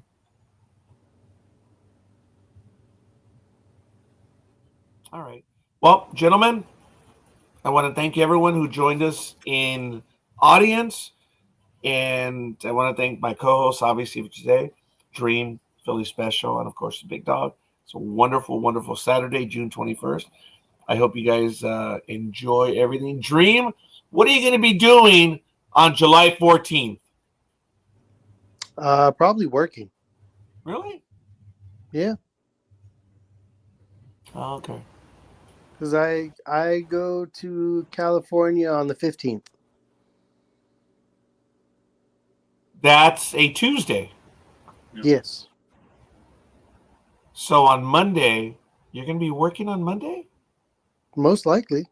I'm Because sorry, dude. I'm taking my vacation, so and then they give us like the 2 days off before and the day or two off after. So my vacation is booked from the 15th to like the 22nd. So that's when I'll be off. So I'll be working up until that day and then right after that day. Well, hopefully, I only throw it out there because I think everyone knows at this point. So I know it's a little early, but I do want to wish you a happy birthday, Dream. July 14th. It's all good. And all right. Just skip over my birthday. That's okay. It's all good. When's yours? July 10th. Well, wait, I didn't exactly remember that one right away, and I apologize. But an early birthday, July 10th. Way to go, buddy. I think it's because I'm very rarely on the show anymore. Thank So you for he's the just trying to recovery. nail it for get it in there before in case I don't make it back on the show again. Right. That was the purpose, but that's okay. I skipped over yours, Philly. I did. It's all good. I did. I'm sorry. Still at war. It's Because you guys are. It's because you guys are at war. I skipped over you. Just blow more smoke at him.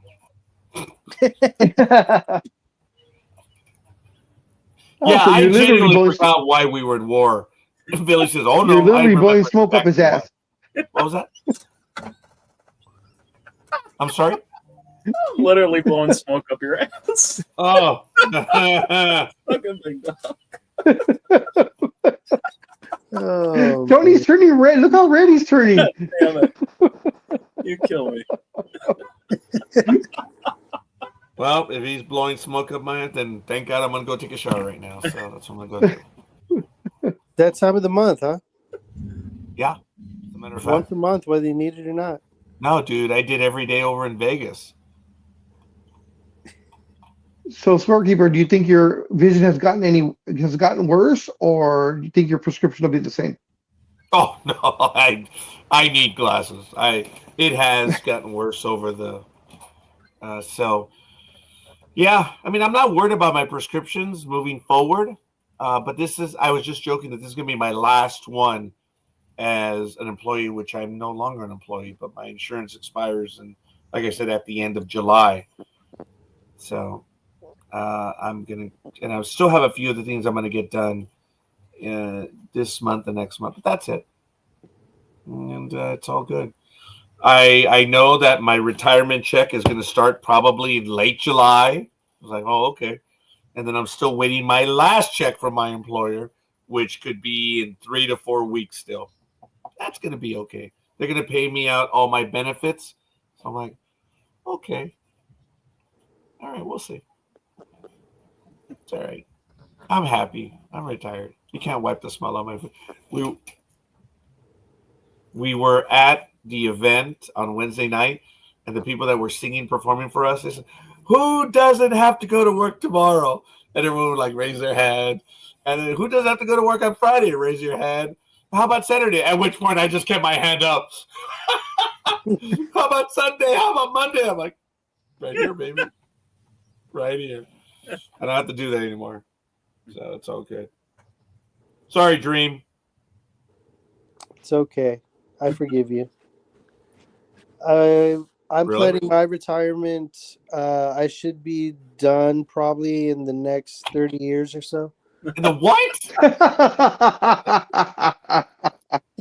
Dude, you should retire before me. Look, I retired at age 56. I almost retired at 55. That really was the goal ever since I changed it from 2016, because I was just screwing with a fellow coach just to F them. Well, if the Browns win the Super Bowl, I'll get an early start. Hell yeah. Wow. Lito. My cousin's July 10th. He's the 11th. Friend is 12th. Wow, we got a lot of July birthdays. You never retire. You need a reason to wake up. I do, buddy. I do. I traded a 12-month job for a 2.5-month job. That was basically it. So, I think there's going to be because of what didn't happen on Wednesday night, there'll probably be a love line, Lethal Migraine. I have another sad story to share, and it's getting bad. This one's actually damn funny because I was trying, and I still effed up. Oh, yeah. Damn. When the gods are against you, the gods are against you. Dude, I even had my line. This is how ballsy I was going to be. I was going to go up to her and tell her I would. Okay, how's I going to say it? There's going to be. You already lost. I don't remember because I already had my line, and it was going to be. I want to invite you to dance, even though I can't dance. That's how much I want to invite you to dance. So it was something like that, and I had my line. I was confident, ready to go, but so many damn people were going by. And then when she stood up with her friends, I'm like, oh, shit, I'm not going to do it with her friends there. So she walked over to get some food and then went back, and I lost track. And I will tell the sad story. It is sad. It is sad. But she was interested, too. I was like, God! Oh, I'm going to cry about this one. That's why, Tony, I do. You went from I sorry to I am sorry.